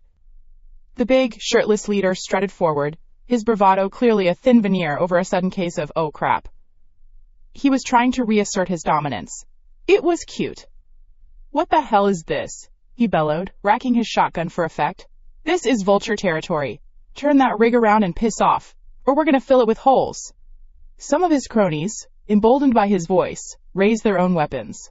A few handguns, a rifle. It was like a pack of angry chihuahuas barking at a grizzly bear. I didn't answer. I didn't open a window. I didn't even honk. My hand moved from my latte to the central command console. There was a row of covered, red-lit switches. They were labeled with simple pictograms. I flipped the cover off one that showed a stylized machine gun. Then I pressed the button. They didn't see it happen at first. On the roof of the Conqueror, a section of the armored plating slid back silently. With the whisper of high-torque servos, a platform rose. Mounted on it was a General Dynamics M2 Browning, a .50 caliber heavy machine gun, complete with a 1,000-round ammo box. It was a weapon designed to tear apart light armored vehicles and low-flying aircraft. It was, in this particular situation, a severe case of overkill. And it was glorious. The sight of that legendary weapon rising into the night air had a profound psychological impact. The low-level chatter among the gang died instantly. The big leader's jaw went slack. The shotgun in his hand suddenly looked like a child's toy. For a solid 3 seconds, there was nothing but the hum of the targeting system locking on. I painted a target area on the screen, a wide box that covered the piece of road right in front of their main barricade. Then, I pushed the firing stud. The sound was not a gunshot, it was a physical event. A cataclysmic thump thump thump thump thump thump that blotted out all other noise. It wasn't the sharp crack of a rifle. It was the roar of a god clearing his throat. A blizzard of tracer rounds, glowing red streaks in the dark, screamed over their heads. I wasn't aiming at them, not yet. I was aiming at the cars they were using for cover. The .50 caliber rounds hit the engine blocks. The result was not pretty. Chunks of metal the size of dinner plates were ripped from the cars and sent spinning into the air. Windshields imploded into tiny cubes of glass. Tires exploded. One round hit the asphalt and kicked up a geyser of rock and tar. The vultures, or whatever they called themselves, collectively lost control of their nervous systems. All of them. They dropped their weapons. They screamed, but you couldn't hear it over the sound of the M2. Several of them just fell over, paralyzed by fear. The big leader, the one who was going to fill me with holes, was on the ground, scrambling backwards on his hands and feet like a crab, his face a mask of pure, primal terror. I gave it a 5-second burst. 5 seconds of absolute, unquestionable dominance. When I stopped, the silence that followed was more stunning than the noise. The only sounds were the tinkling of hot brass casings hitting the roof of the Conqueror and the whimpering of grown men. The vultures broke. It wasn't a retreat, it was a rout. A full-blown panicked stampede. They ran. They tripped over each other. They abandoned their guns, their pride, their entire reason for being there. They just ran, disappearing into the darkness like the cockroaches they were. In less than 30 seconds, the street was empty. I allowed myself a small, satisfied smile, took a final sip of my now lukewarm latte, and put the Conqueror in gear. I drove slowly, majestically, right through their flimsy barricade, crunching over abandoned shotguns and a hastily discarded leather vest. I pulled into the ambulance bay, the hulking silhouette of my vehicle a promise of both salvation and absolute authority, and killed the engine. The silence held for a moment. Then, with a buzz, the main doors to the emergency room entrance unlocked and slid open. A woman stepped out. She was in her late 20s, with dark hair pulled back into a messy but functional ponytail. She was wearing blue scrubs, stained with something I hoped wasn't blood but probably was. She was slender, but she stood tall, holding a heavy-looking fire extinguisher like she knew how to use it. Her face was pale with exhaustion, but her eyes were sharp. Intelligent. Calm. There was no screaming, no crying. She just looked at my 10-ton death machine, then at the smoking ruin of the gang's barricade, and then her gaze settled on my windshield. This had to be her. Dr. Maya, I take it you're not with the vultures, she said, her voice steady, laced with a dry, exhausted wit. The comm speaker on the outside of the Conqueror crackled to life. I'm the guy who answers distress calls, I replied, my voice smooth and confident. I have medical supplies. I assume you're the doctor. She nodded, a flicker of profound relief, finally breaking through her composure. Maya. I'm Dr. Maya. Thank you. God, thank you. She took a step forward, then hesitated. It's not just me. We have a few staff and a handful of patients who couldn't be moved. Get them ready, I said, my tone all business. We're leaving. We can't, she said quickly, a new urgency in her voice. One of the patients is in critical condition. She's stable now, but moving her without proper support is a death sentence. She's the reason we couldn't abandon this place. I was about to tell her that sentimentalism gets you killed, that we take who we can and go. But then she looked back over her shoulder, into the dim light of the hospital lobby. Behind her, a younger nurse was attending to a woman on a gurney. I couldn't see the patient's face, but I could see her arm, and on her wrist was a very specific, very familiar-looking silver charm bracelet, the kind her parents gave her for her 16th birthday. My blood ran cold. Chloe. The engineering genius. The girl who could turn a box of scraps into a Tesla coil. The second core member of my future team. According to my memories, I wasn't supposed to find her for another 6 months. Half dead in a derelict workshop 1,000 miles from here. But here she was. In this hospital. with my first asset. My shopping list for the day had just been unexpectedly, brilliantly upgraded. This wasn't a side quest anymore. This was a BOGO deal from the Apocalypse Gods. Apocalypse. Day 10. The plan was to get a surgeon. The universe, in its infinite trolling capacity, decided to throw in a BOGO deal. My BOGO deal was currently unconscious on a gurney, a heartbeat away from becoming a very tragic statistic. Time to cash in my coupon. Without a word to Maya, I turned back to the Conqueror. The side cargo hatch hissed open, revealing not tools or weapons, but a rolling, state-of-the-art emergency transport gurney, complete with an IV stand, a portable heart monitor, and a ventilator. I pulled it out like it was a grocery cart. The look on Maya's face and on the faces of the two other nurses cowering behind her was worth the price of admission. It was the same look those highway clowns had before my 0.50 calories redecorated the landscape. A beautiful mix of shock and, what in the actual hell am I looking at? This is Chloe, Maya said, her voice regaining its professional tone as she pointed to the patient on the old, rickety hospital gurney. Multiple internal injuries from a building collapse, punctured lung. We've stabilized her, but she needs a proper operating theater. Moving her is a huge risk. The risk is staying here, I said flatly. I didn't correct her about the name.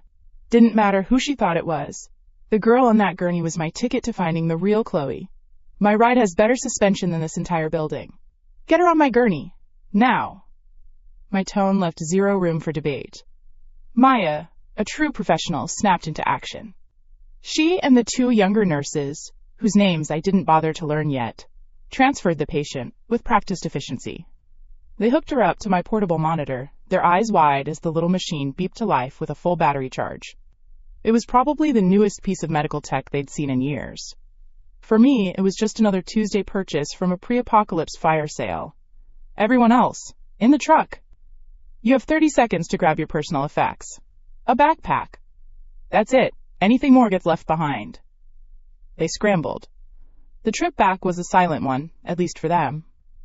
Inside my head, it was a high-speed accounting session. Asset acquired. 1 surgeon. Bonus asset.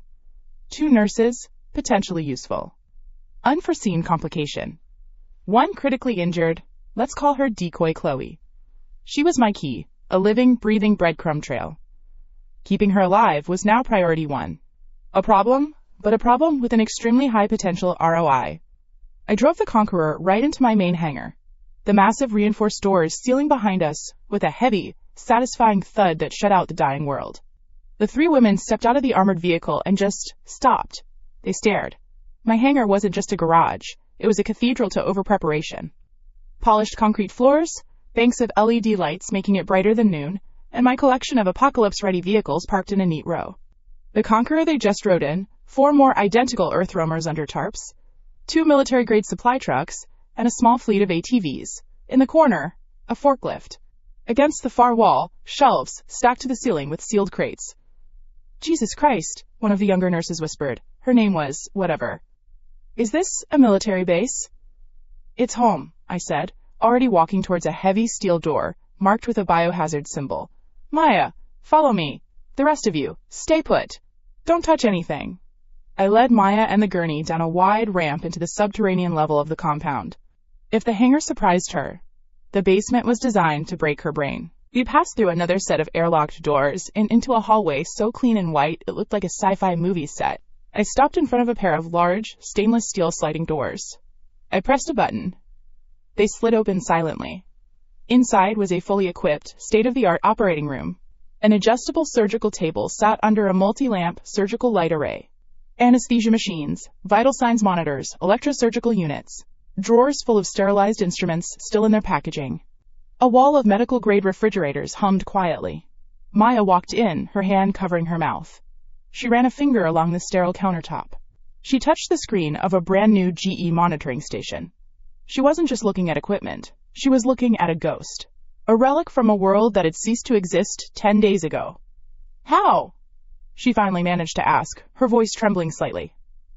I'm a planner, I said. This is your space now. All of it. The patient is your only job. The supplies in here are just the starter pack. Tell me what else you need and you'll have it.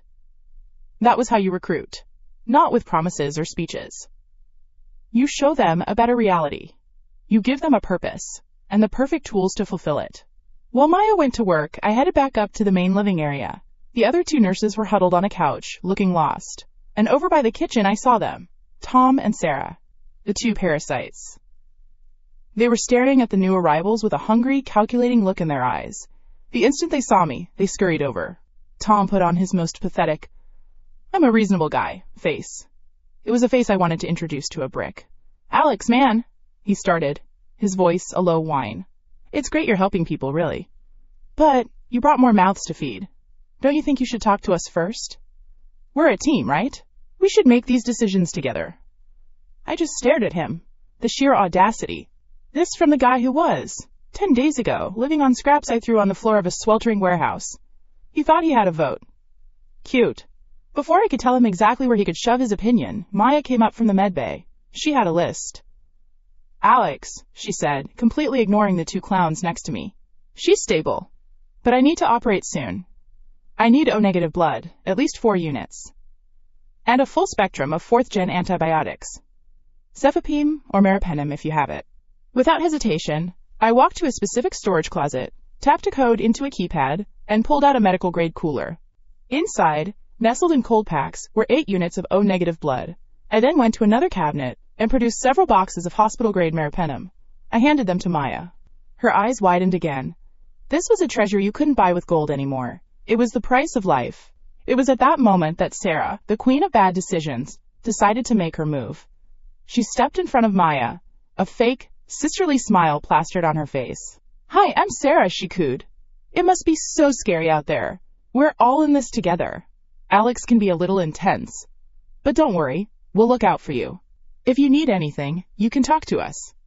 It was a classic zero IQ play, trying to form a little rebellion, positioning herself as the reasonable alternative to the big bad Alex. Maya, who had spent the last 10 days fighting off armed gangs and keeping people alive with spit and prayers, just looked at Sarah. Her gaze was not friendly, it was analytical. It was the look a doctor gives a particularly interesting fungus. She gave Sarah a slow, deliberate head-to-toe scan. Then she glanced at Tom. "You're both exhibiting signs of moderate malnutrition and severe psychological stress," Maya stated, her voice as flat and cold as a steel tray. "Your cortisol levels are likely off the charts. Instead of wasting energy on pointless social maneuvering, you should conserve it. Maybe find a corner and try some deep breathing exercises. Now, if you'll excuse me, I have a life to save." She turned and walked away, leaving Tom and Sarah frozen in place. The silence was beautiful. The face slap was so clean, so clinical, it didn't even leave a mark. It just vaporized their dignity on a molecular level. They had just been told by a real-world asset that they were less valuable than the air she was breathing. They looked at me, hoping for, what? Support? I just gave them my best, "I told you so" smirk and walked away. The contrast was now officially established. Maya and her nurses were given clean, private rooms in the main residential wing, with fresh clothes and unlimited access to hot showers and food. Tom and Sarah, they got to go back to their hot, smelly corner of the warehouse with a dinner of canned beans and the crushing realization that they were at the absolute bottom of the new food chain. Value is everything.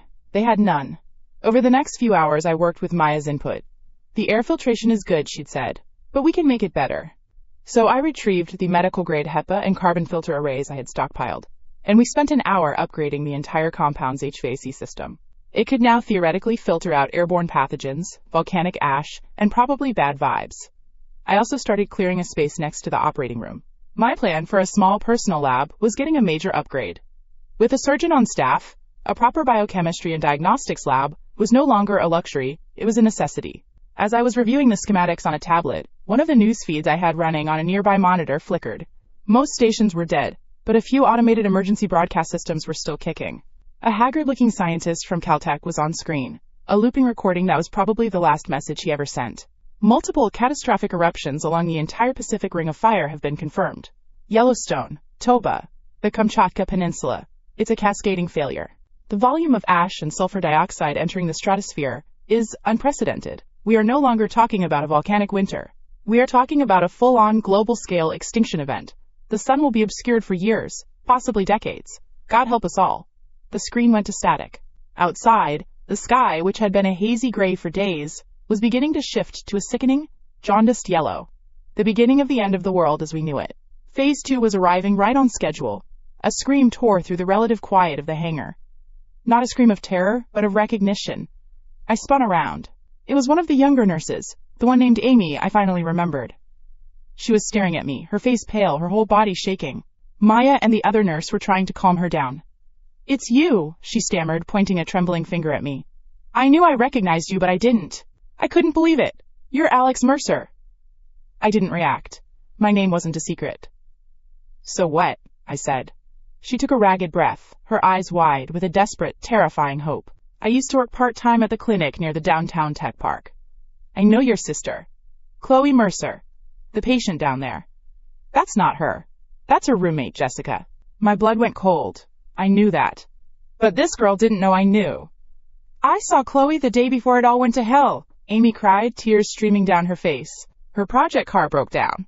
She said she was going to be stuck at the old Red Line Mechanics workshop on the edge of town, trying to fix it. She's there, Alex. Your sister is trapped in that workshop." Apocalypse Day 10 continued. The nurse, Amy, was hyperventilating, pointing at me like I was the second coming and a taxman all rolled into one. My name, Alex Mercer, hung in the air. Big deal. A lot of guys are named Alex Mercer. My internal calculus, however, was running at overclocked speeds. This was a gold-plated, diamond-encrusted info dump. The girl downstairs wasn't Chloe. This I knew. But the fact that this nurse knew her and knew her last location was an unexpected, high-value windfall. The Red Line Mechanics workshop on the edge of town. An old-school grease pit I remembered from Key from before.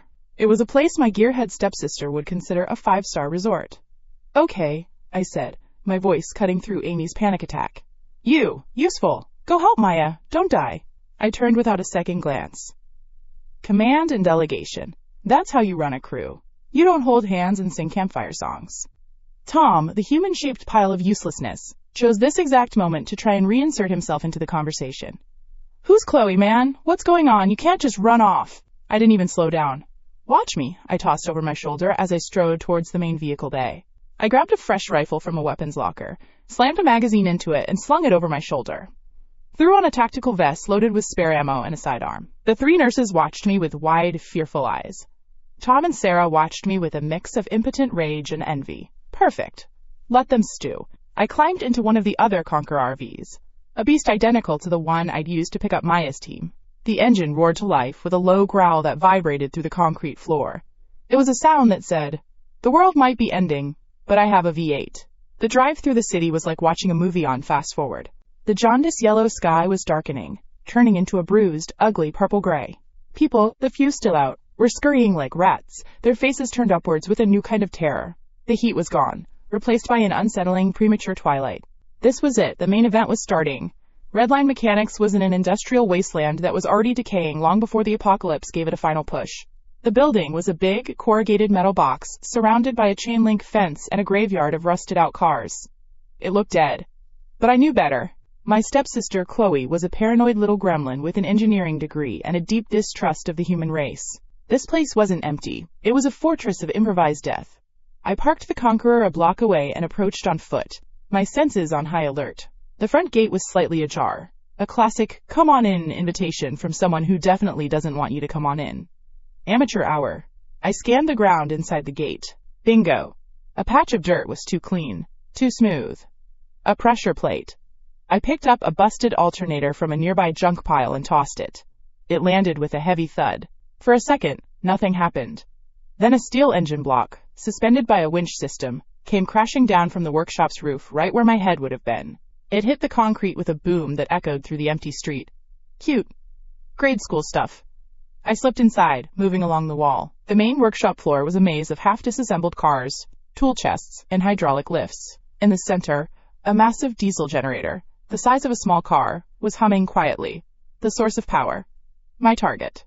Standing next to it was a figure in greasy overalls, her back to me, fiddling with a control panel. I took a step. A laser tripwire, thin as a spider's web, shimmered just ahead at ankle level. I could see it connected to a rack of gas canisters rigged to fall. I stepped over it without breaking stride. My keep true walk. My past life had been a 10-year crash course in spotting traps set by desperate, clever people. Chloe was clever, but she was still playing by the old world's rules. The pressure plate was a nice touch, I called out. But the winch was too loud. Gives away the game. The figure spun around. It was Chloe, all right. Smudges of grease on her face. safety goggles pushed up on her forehead, and a very large, very heavy monkey wrench, held like a war club. She looked less like my stepsister, and more like a feral wasteland warlord. Her eyes, sharp and intelligent, narrowed with suspicion. "Alex," she said, disbelief warring with hostility. "What the hell are you doing here? How did you get past my perimeter?" "Your perimeter is a suggestion, not a hard boundary," I said, stopping about 20 feet away. "Also, you routed the tripwire's power source through the main lighting grid. If I'd wanted to, I could have just flipped the breaker by the door and walked in."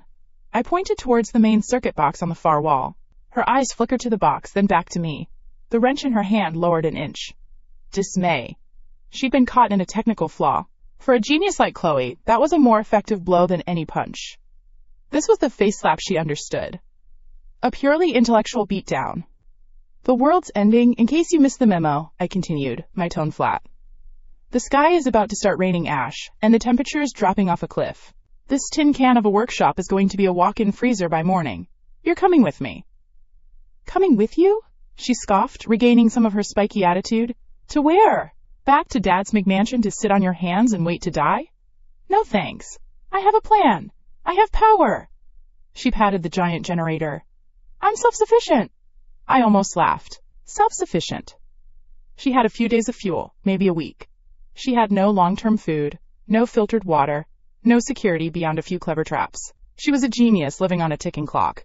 It was time for the show and tell. I didn't argue, I didn't debate. I just reached into my jacket, my hand brushing the ring, and pulled out a bottle. A glass bottle of ice-cold Coca-Cola, condensation beating on the sides. I popped the cap. The fizzing sound was obscenely loud in the quiet workshop. I took a long drink. Chloe stared. Her eyes weren't on me. They were locked onto the bottle. It wasn't just a drink. It was an impossibility. A relic. Cold, clean, factory sealed. In a world where a can of warm beer was a king's ransom, this was a crown jewel. "My place," I said, holding up the bottle, "has a warehouse full of this. And steak. And a geothermal power source that will never run out. It has a state-of-the-art machine shop, a materials science lab, and enough raw steel, copper, and titanium to build a small battleship. Your generator is a toy. I'm offering you the keys to a real kingdom." I tossed her the Coke. She caught it out of sheer reflex. She looked at the bottle, then at me. Her entire lone survivor facade was cracking.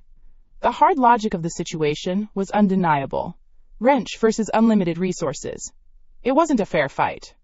"Get your gear," I said. "One bag. You have 5 minutes." She didn't argue. She just nodded, her mind clearly racing, processing the new data. The ride back was silent. Chloe stared out the window at the sky, where the first few flakes of gray ash were beginning to drift down like diseased snow. When I pulled the Conqueror into the hangar and the massive doors boomed shut behind us, she finally stepped out. And then, she froze. Her reaction was entirely different from Maya's. Maya had seen a miracle. Chloe saw a playground. She ignored the living quarters, the kitchen, the couches. Her eyes, wide and gleaming, scanned the rows of vehicles, the stacked crates, the forklift. She walked past me, straight to the second military supply truck, and ran a hand along its reinforced steel chassis. "MATV chassis with a custom cargo bed," she breathed, her voice filled with a reverence I'd never heard from her before. "Titanium alloy plating? Where did you get this?" "I bought it," I said. She then saw the open door to the subterranean level. She peered down, saw the clean, white hallway, and practically sprinted down the ramp. I followed her. She came to a halt in front of the operating room, where Maya was still working. Chloe glanced through the window, saw the advanced medical tech, and gave a low whistle of appreciation. But that wasn't what held her interest. It was the door next to it. A heavy vault door I hadn't opened yet, marked Workshop 01. I keyed in the code. The vault door hissed open. Chloe's gasp was audible. Inside wasn't just a workshop. It was Tony Stark's wet dream. CNC mills, 3D printers for metal and carbon fiber, plasma cutters, welding stations, electronics workbenches with oscilloscopes and spectrum analyzers. Racks upon racks of components, circuit boards, rare earth magnets, and raw materials. "No way," she whispered, walking in. She ran her hand over the cool metal of a Haas 5-axis mill. "No freakin' way." This was her language. This was her love. "The power grid is geothermal, but the distribution system is basic," I said, leaning against the doorframe. "It needs a complete overhaul. The perimeter fence is just concrete and steel. It needs to be more persuasive. I was thinking automated turrets, maybe an electrified layer with variable voltage. Chloe turned to me, and for the first time her eyes weren't filled with suspicion or annoyance. They were on fire. It was the look of a grandmaster who had just been handed an infinite chessboard. Turrets? Basic, she said, already grabbing a digital whiteboard from the wall and activating it. We can do better. Smart sentry guns with IFF transponders. We can link them to a radar and thermal imaging network. The fence? We can create a layered microwave emitter field. It won't just shock them, it'll cook them from the inside out. The power grid. Give me 2 days. I'll build you a smart grid so efficient, it'll make the old world's national grid look like a potato battery. I had found my Minister of Defense and Technology. As she began frantically sketching schematics, my tablet buzzed. A temperature alert. I glanced at the external sensor readings. The temperature, which had been a balmy 80 degrees Fahrenheit this morning, had already dropped to 45. And it was still falling. Fast. Outside, the light ashfall was becoming a steady shower, blanketing the world in a thin layer of gray death. The volcanic winter was here. And in that moment, my thoughts drifted to the 2 parasites living in the uninsulated metal warehouse 100 yards away. Tom and Sarah. They were in their corner, huddled under the single thin blanket I'd given them. The cold was seeping through the metal walls, through the concrete floor. The can of beans they'd had for dinner was a cold lump in their stomachs. Their breath was misting in front of their faces. "Tea, Tom?" Sarah stammered, her teeth chattering uncontrollably. "I'm so cold we're going to freeze to death in here." Tom, wrapped in his own misery, looked from their pathetic corner towards the main house. Through the warehouse's grimy window he could see the warm, yellow light glowing from the residential wing. He could imagine the warmth. The food. The safety. He looked at Sarah, and a familiar, desperate, and utterly stupid spark lit up in his eyes. The same spark I'd seen right before he broke my legs and left me to die in the snow. "Don't worry," he whispered, a cruel and foolish resolve hardening his features. "We deserve to be in there. Not them. Alex owes us. And we're gonna take what's ours." Apocalypse Day 12, and the world was officially getting its ass kicked. The volcanic winter had shown up right on schedule, like a party guest nobody invited, but who brought the worst possible booze. The sky, once a sickly yellow, was now a permanent, depressing shade of battleship gray. Ash fell constantly, a soft, silent drizzle that coated everything in a fine layer of global failure. The temperature had plunged off a cliff and was now kissing the freezing point, making a mockery of the heat wave from just a few days ago. Inside my fortress, it was a crisp 72 degrees Fahrenheit. Chloe was in her new element, practically vibrating with the energy of a kid who just got the keys to every Lego store on the planet. Maya and the other nurses were organizing the infirmary, turning it from a high-tech room into a functional medical center. And I, your humble narrator, was doing God's work. I was watching reality TV. The show was called Two Morons in a Metal Box, and it was being broadcast live from the uninsulated warehouse 100 yards away. My stars were Tom and Sarah. Thanks to a few micro cameras and mics I'd had installed before they even arrived, because I trust people about as far as I can throw a battleship, I had a front row seat to their masterclass in stupidity.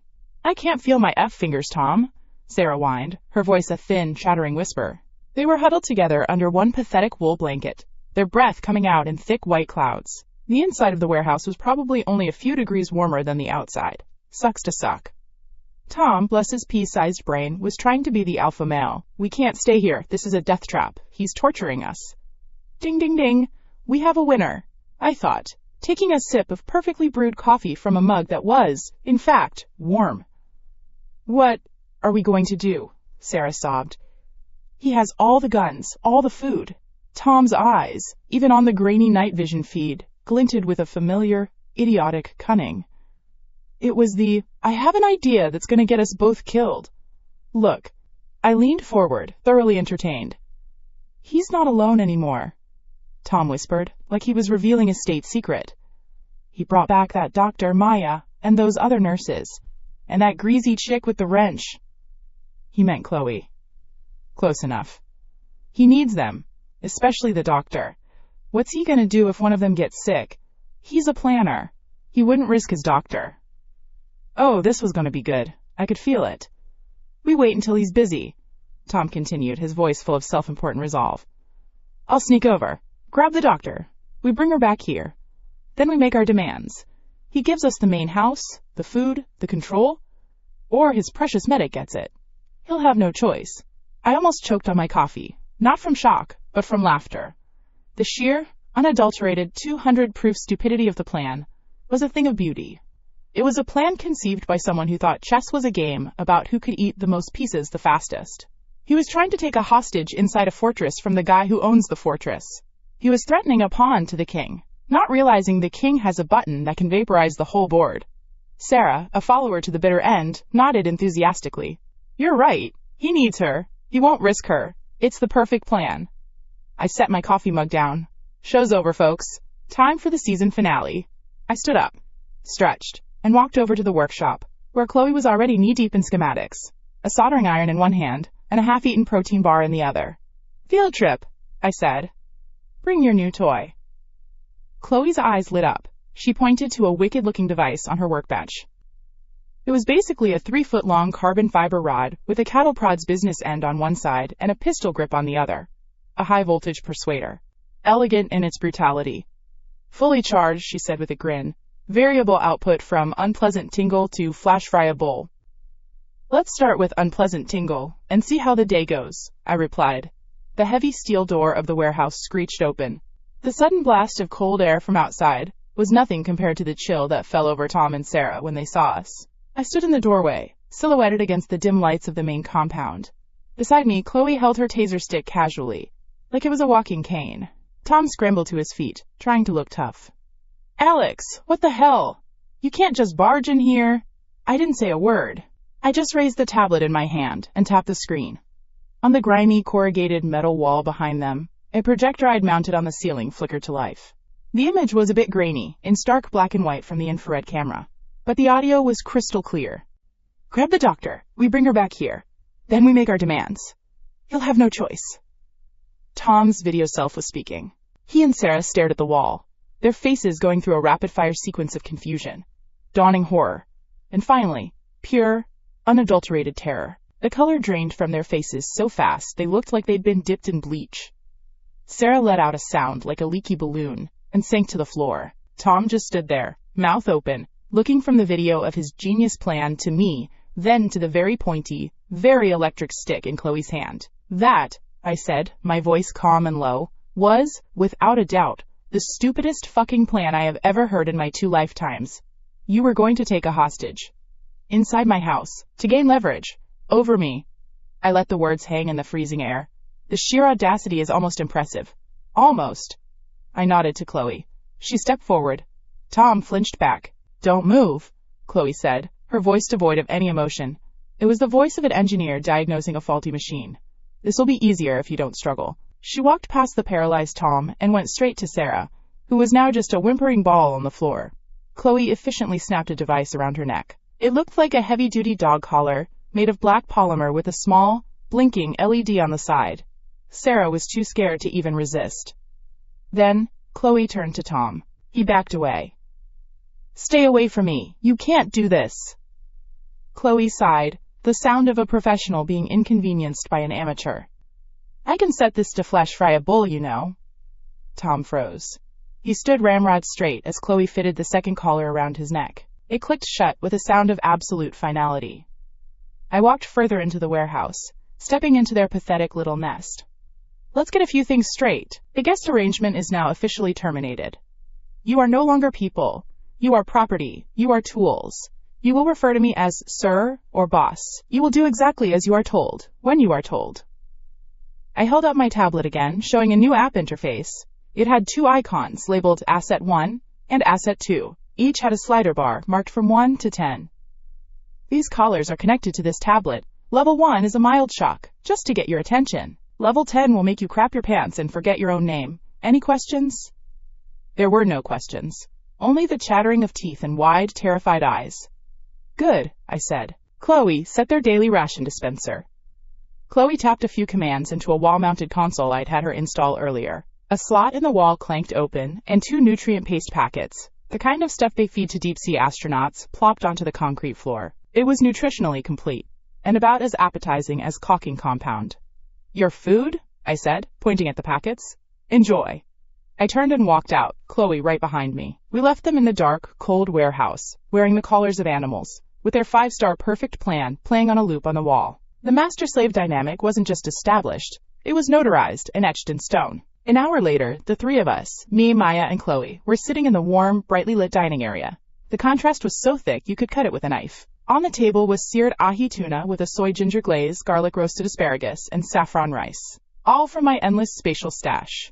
Stuff that was now more valuable than gold. Maya, having finished stabilizing the nurses and getting them settled, was looking much more relaxed. The medical supplies are incredible, Alex. We can perform almost any surgery in there. With this, we can actually save people. We save our people, I corrected gently. And that's it. Chloe, meanwhile, was wolfing down her tuna while simultaneously sketching on a hardened tablet. The power grid is stabilized, but it's inefficient. I can increase output by 30% by building a decentralized distribution network with smart controllers. And the fences? She grinned, a feral flash of genius in her eyes. Concrete is boring. I'm thinking a layered defense. The outer fence will be electrified, non-lethal. The inner fence, however, a microwave emitter field. It won't just shock intruders. It'll cook them from 50 yards out like a forgotten hot pocket. I like it, I said, taking a bite of tuna. Also, I want drones. Small, fast ones for scouting, and a few bigger ones for aggressive negotiations. Give me a week, she said, not even looking up. I'll build you a fleet of flying murder bots that would make Skynet blush. This was my team. A brilliant surgeon dedicated to preserving our lives. And a mad scientist engineer capable of building a death machine out of a toaster and some spare parts. All they needed was direction and unlimited resources, both of which I provided. Outside, the world was dying. The ash was now so thick it was reducing visibility to less than 100 feet. The temperature display on my tablet showed an external reading of 28 degrees Fahrenheit. -2 Celsius. Any plant life not under a greenhouse dome was already dead or dying. News feeds, the few that were still broadcasting on shortwave, were reporting the first monstrous snowstorms forming over Canada and the northern states. Blizzards driven by the sudden, violent temperature drop. The age of hunger and cold had truly begun. My tablet buzzed with a different kind of alert. It was from one of the basic recon drones I'd sent out on a perimeter sweep. The live video feed popped up on the screen. The image showed a county road about 20 miles south of my location, blanketed in gray ash. And moving along it was a convoy. My jaw tightened. This wasn't some pack of cannibal rednecks in rusty pickups. The lead vehicle was an MRAP, a mine-resistant military beast. Behind it were 3 olive-drab Humvees and a 5-ton cargo truck. They moved with discipline, with purpose. These were professionals. Soldiers, or what was left of them. And they were heading directly toward my little slice of paradise in Montana. I looked at the feed, at the organized military might rolling through the ash-covered apocalypse. A slow grin spread across my face. The rats in the warehouse were just an appetizer. It seemed the main course was finally arriving. Apocalypse Day 13. Winter decided to drop its debut album, and it was an instant, terrible hit. The ashfall, which had been a depressing gray drizzle, was now mixing with actual, honest-to-God snow. The first flakes. Not the pretty, gentle kind you see in Christmas movies. This was aggressive, angry snow, like tiny frozen bullets coming down with a vengeance. The temperature, which had been flirting with freezing, had now taken the full plunge. My outdoor sensors were reading 15 degrees Fahrenheit and dropping. The forecast on the hacked Weather Service satellite? A casual -40 degrees with wind chill. Epic. Inside my living room, the fireplace was crackling merrily. The air smelled of pine wood and the faintest hint of Chloe's soldering fumes from the workshop. I was lounging on a leather couch that probably cost more than a new car, a tablet in my lap displaying the live feed from Warehouse Number 2, aka the Loser's Lounge. The show had gotten significantly more dramatic. Tom and Sarah were no longer huddled. They were thrashing. The pathetic wool blanket was useless against the invasive, bone-deep cold seeping through the thin metal walls. Their nutrient paste packets lay untouched on the floor. It's hard to work up an appetite when your body is actively trying to shut down to conserve heat. I can't feel my Tito's, Tom, Sarah wailed, her words slurring together. Her face was pale, with ugly bluish splotches forming on her cheeks and nose. We're gonna die in here. We're gonna freeze. Tom, the master strategist, was punching the wall. The dull thuds were barely audible over the howl of the rising wind. That bastard, he's just watching. I know he is. Correct. 10 points to Gryffindor. I took a slow sip of my 25-year-old single malt scotch. The smooth, peaty warmth trickled down my throat, a perfect counterpoint to the frozen drama on screen. Their panic escalated. The survival instinct, that ugly, primal thing, was kicking in. They stopped seeing the warehouse as a shelter and started seeing it for what it was: a tomb. A refrigerator. It began with a frantic banging on the interior door, a thick, insulated steel door that led to a service corridor connecting to the main compound, a door that was, of course, locked from my side. Alex, please, let us in. We're sorry. We'll do anything. Tom's voice was a desperate roar. It's so cold. Please, Alex. We made a mistake. A terrible mistake. Sarah's shrieks joined his, a horrible, scraping harmony of terror. They were just background noise. I turned up the volume on the jazz playlist piped through the house's sound system. Coltrane was much more soothing. But then, their desperation gave them a new idea. The main loading bay door. The one that opened to the outside. To me. I watched on the external cameras as they managed to wrench the heavy, uninsulated door open, just enough to crawl out. The moment they were outside, the full force of the blizzard hit them. The wind ripped at their thin clothes, and the snow stung their exposed skin. They looked like two drowning rats who had just jumped from a sinking ship into a frozen ocean. They stumbled, fell, and crawled across the 100 yards of open, snow-swept ground between the warehouse and my main house. They didn't even try to run. Their bodies were too frozen, too weak. It was a pathetic, slow-motion pilgrimage of despair. They reached the reinforced front door of the main house. And then the real begging began. Their fists hammered against the steel. It made a dull, unsatisfying thud. Alex, for God's sake! Please, I'm begging you! Then came the forehead. Tom, in a fit of pure, unadulterated desperation, started smashing his head against the door. A dark, wet streak of red appeared on the gray steel, freezing almost instantly. It was disgustingly pitiful. I sighed, setting my scotch down. This was it. The scene I had replayed in my mind 1,000 times, the one that haunted me through a decade of frozen hell in my last life. It was time for the director's cut. I walked to the door, my sock-clad feet silent on the heated flooring. Maya and Chloe looked up from the dining table, their expressions concerned. I gave them a reassuring nod. Just taking out the trash. I pressed the button. The locks disengaged with a series of heavy, satisfying clunks. The steel door swung inward, and a blast of super-chilled air swirled into the blissful warmth of my home. And there they were, on their knees. Tom, with blood running down his face, a mask of frozen gore. Sarah, a weeping, shivering mess, barely recognizable as the woman I once thought I loved. They stared up at me, their eyes wide with a mixture of hope and terror. They saw me, standing there not in rags, but in a cashmere sweater. Not starving, but well-fed, not freezing, but bathed in warmth. I leaned against the doorframe, letting them soak it all in. The light, the heat, the smell of good food. The sheer, insurmountable gap between my world and theirs. Kinda sucks, doesn't it? I asked, my voice conversational. This feeling. They just stared, their teeth chattering too hard to form words.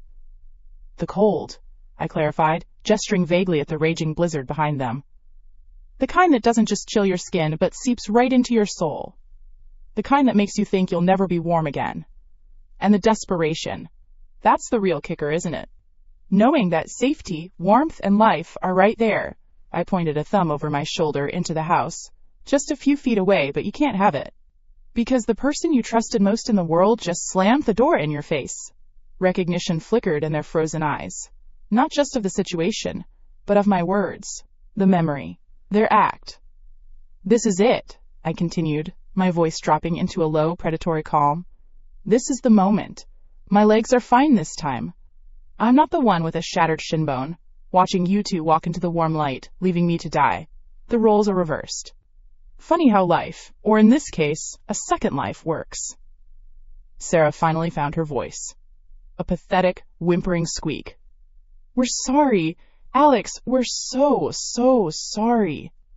Sorry doesn't unfreeze a corpse, I said flatly. I stepped back inside.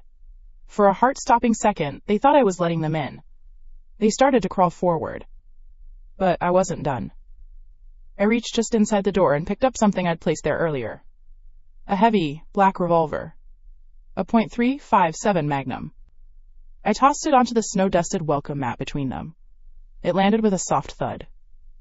I'm not a complete monster, I lied. I believe in second chances. In choices. They stared at the gun as if it were a venomous snake. There's one bullet in there, I said, my voice as cold as the wind. The blizzard will last all night. No one can survive out here with just those clothes. But one person might be able to survive if they had all the warm clothing from the other person. I let the implication hang in the air, thick and poisonous. You said you loved each other, that you'd do anything for each other. Here's your chance to prove it. One of you gets to be a hero. The other gets to be worm food. Or, I guess, frozen statue food? Your choice. Tom and Sarah looked from the gun to each other. The begging in their eyes vanished. The apologies died on their lips. In its place, something else was born. Something ugly, ancient, and animalistic. Suspicion. Calculation. Fear. The raw, unfiltered calculus of survival. Who was weaker? Who could be overpowered? Who would shoot first? Hell if. Oh, I smiled. A genuine, satisfied smile. This was better than revenge. This was justice, in its most poetic and brutal form. Good luck, I said, and slammed the heavy door shut. The locks engaged with their final, definitive clunks. I walked back to the fireplace, ignoring the faint, muffled sound of a struggle that had already begun outside. I picked up my scotch. Chloe was looking at me, her head tilted. She wasn't horrified. She was analytical. Their callers have vitals monitoring. I'll get an alert when one of them flatlines. Good, I said, sinking back into the couch. Let me know who wins. Maya simply shook her head slowly, a sad but understanding look on her face. Some people bring out the worst in each other. They were the worst, all on their own, I corrected. I just provided the stage. As if on cue, Chloe's tablet pinged. Speaking of stages, she said, her fingers flying across the screen. The geothermal system is officially online. I managed to tap into a volcanic vent about a mile down. The heat exchange is stable. We now have effectively unlimited heating and hot water, completely independent of the solar panels. She looked up, a manic glint in her eyes. We could keep this place at a balmy 80 degrees through a new ice age. We're a tropical island in the middle of Antarctica. Excellent work, Chloe, I said, raising my glass. To unlimited heating. The outside world had ceased to be a threat. It was now just a statistic, a background element to our comfort. The news feeds, now only accessible through my high-powered satellite link, were painting a grim picture. The Montana blizzard wasn't local. It was the leading edge of a global weather front. Snow was being reported in Houston. Europe was being hammered by an Arctic blast. The volcanic winter was kicking into high gear, triggering the rapid, brutal onset of the new ice age. Governments weren't just struggling. They were going dark. The world's power grids were failing one by one. Humanity was being unplugged. We sat there for a while, the three of us, listening to the fire in the storm. It was the sound of our civilization's success against the failure of the entire world. The next morning, the storm had broken. A pristine, silent blanket of white covered everything. The sun, a pale, useless disk in a gray sky. The world looked clean, but it was the sterile cleanliness of a morgue. I didn't bother going to the door. I just pulled up the camera feed on my tablet. The snow in front of the door was a mess, churned up and stained with a dark frozen patch of crimson. In the middle of it all, a single figure stood, back to the camera, looking out at the frozen wasteland. They were bulky, layered in 2 sets of clothes. Before I could zoom in to see if it was Tom or Sarah who had won their little game, another alert flashed on my screen, overriding the camera feed. Proximity alert, main gate. I switched feeds. The image was stark and clear. The MRAP from the convoy sat just outside my main gate. Its engine was running, a plume of exhaust smoke ghosting into the frigid air. Soldiers in winter combat gear were dismounting from the Humvees behind it, their weapons held at a low ready. They weren't panicking. They weren't frantic. They moved with the cold, efficient discipline of men who had a clear objective. And their objective was my front door. A military officer, distinguished by his bearing, stepped forward and raised a pair of binoculars, looking directly at my main house. Directly at my camera. I smirked, leaning back in my chair. The rats were dealt with. Now the wolves were at the door. Let the games begin. Apocalypse Day 14. The world woke up with a frozen hangover. My tablet showed the scene outside the front door, in glorious 4K. The overnight winner of my little survival game was Sarah. She was a bulky, misshapen silhouette against the snow, wearing her clothes in Tom's, one layer crudely pulled over the other. The .357 Magnum was gone. probably buried somewhere in the churned-up, bloody snow. She wasn't moving, just standing there, staring out at the new, white world. A living statue of regret and poor life choices. Honestly, it was a pretty pathetic sight. I swiped the feed away. Main problem, new problem. The main gate camera was far more interesting. The soldiers who had dismounted from the Humvees were forming a neat little perimeter. They looked professional, decked out in tactical winter gear, their breath plumbing in the minus 20-degree air. Cute. It was like watching a bunch of kids playing army in the world's most expensive and deadly sandbox. The lead dude, the officer who had been scoping out my house, strode forward. He had the chiseled jaw and self-important posture of a guy who is used to being in charge. I mentally nicknamed him Captain Tryhard. He stopped about 20 feet from my gate, a comically thick slab of reinforced steel and concrete. He raised a megaphone. His voice boomed across the snow, unnaturally loud in the frozen silence. "This is Major Davis of the United States Army National Guard, 5th Combined Arms Battalion. We have declared this area a zone of strategic importance. The property you are occupying is hereby commandeered under the Emergency Powers Act. Identify yourself and open the gate immediately." I almost laughed. The Emergency Powers Act? Dude, the government that wrote that act was probably a frozen block of ice in DC right now. The USA was officially an offline server. This guy was just a guild leader with some leftover gear trying to claim the best farming spot. "What do you want to do, Alex?" Maya's voice was calm. She was standing behind me, holding 2 steaming mugs of coffee. She handed one to me. The rich aroma of freshly ground beans filled the air. "Let's see what the NPC has to say first," I muttered, taking a sip. Perfect. I toggled the external comm system. "This is private property, Major." My voice echoed from the speakers embedded in the gate, cool and unbothered. "You're trespassing." A ripple of surprise went through his men. They probably expected some terrified homeowner, not a clear, amplified voice talking back like he was ordering a pizza. Major Davis lowered the megaphone, a frown creasing his action hero forehead. He spoke into his radio, and his voice came through the gate speakers again. "Son, I don't think you understand the situation. The grid is down. The chain of command is broken. We are the authority here. We have the firepower, the training, and the manpower to secure this region. You have a very impressive fortress here. We've been watching it for the last 12 hours. The lights never went out, even in the middle of that blizzard. That tells me you have resources. Resources the collective needs to survive." The collective. I hated that word. It was always used by people who wanted to take your stuff for the greater good, which always, coincidentally, aligned with their good. "And by collective, you mean you and your boys," I replied, leaning back in my leather chair. On my tablet, I swiped through camera angles, zooming in on their faces. They were cold, tired, but disciplined. A real threat, unlike the rabble I'd dealt with so far. "We represent order in a world of chaos," he said, his voice dripping with condescending righteousness. "We're offering you a chance to integrate. Work with us. Your supplies, your shelter, combined with our security. It's the only logical path forward. The alternative is unpleasant." To emphasize his point, the turret on the MRAP swiveled slightly, its .50 caliber barrel pointing vaguely in the direction of my house, a classic dick-swinging move. "Let me get this straight," I said, my voice laced with mock contemplation.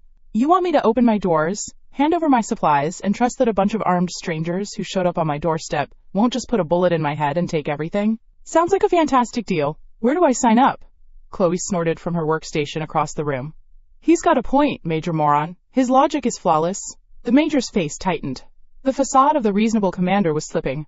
"I won't ask again. Open the gate. This is your final offer." He unslung his own M4 rifle, holding it in a low-ready position. Another pointless gesture of intimidation. As he did, a tiny, almost imperceptible glint caught my eye on the main monitor. I paused the live feed and zoomed in, running an image enhancement filter. There it was. A tiny, brilliant red dot, painted right on the stock of the Major's rifle. It was a laser sight, and it wasn't coming from any of his men. I switched to the topographical map overlay, tracing the laser's trajectory. It was coming from a rocky outcrop on a hill about a click away. A perfect sniper's nest, overlooking my entire front gate area. Well, well, well. What do we have here? A new player had entered the game. Someone with a high-powered rifle, a good scope, and the balls to aim at an entire military unit. Were they hostile to me? To them? Or just an opportunist waiting for a fight to break out? Didn't matter. I could use this. The Major was counting down. 5, 4, Chloe, I said, not taking my eyes off the screen. Open a private channel. Wideband. Encrypted. Scan for active military-grade comm frequencies in a 2-kilometer radius. Find a lone wolf. A single, isolated signal. On it, she said, her fingers a blur on her keyboard. Got something. Heavily encrypted, but it's sloppy. A modified civilian signal booster. I can punch through.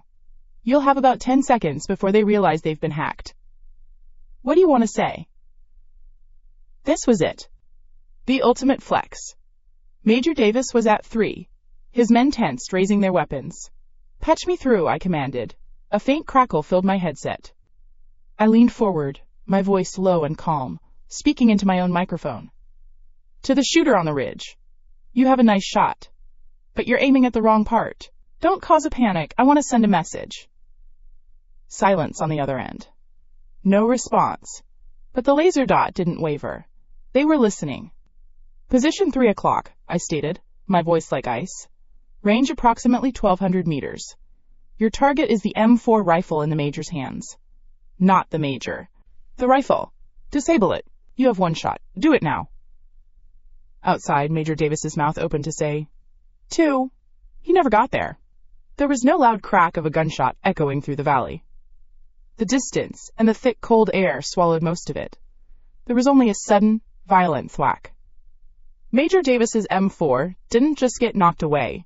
It exploded out of his hands, as if struck by a lightning bolt.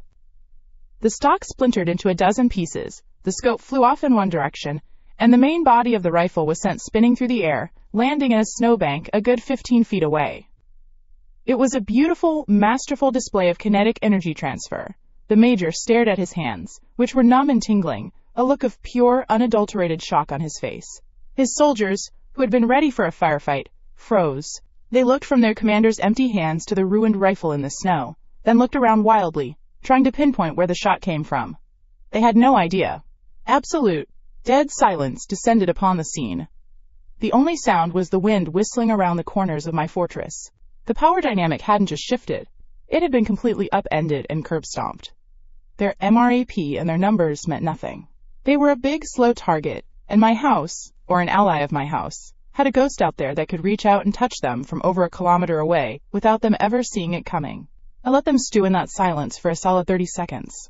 I could almost taste their fear and confusion through the camera feed. Then, I brought my voice back through the main gate speakers, making it sound as casual and bored as possible. As I was saying, Major, your offer is lacking. Now you have 2 options. You can take your little army and get the hell off my land. Or you can stay. If you stay, my associate on the hill might get bored. And their aim might slip. Next time it might not be a rifle. It might be a kneecap. Or an engine block. Or that big shiny 50 cal on your lead truck. Your choice.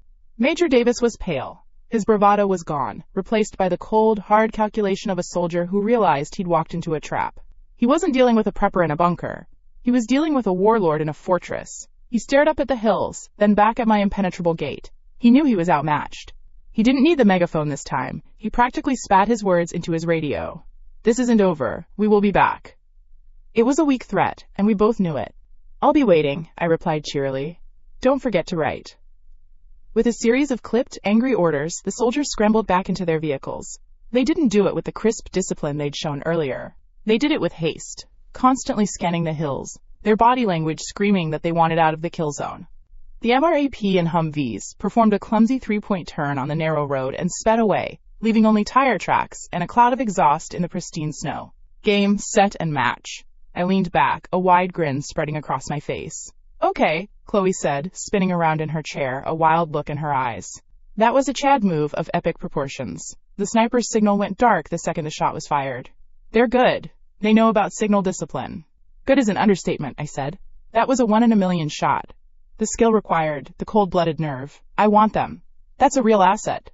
In a world of chaos, a person who could enforce their will from a kilometer away was more valuable than a tank. Find them, Chloe, I ordered.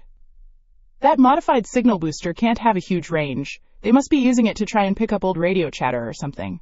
Triangulate the last known position. Scan for any heat signatures.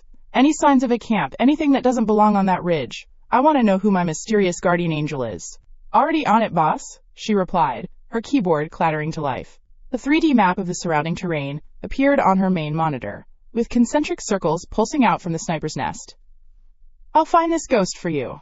I stood up and walked to the panoramic window overlooking the frozen valley.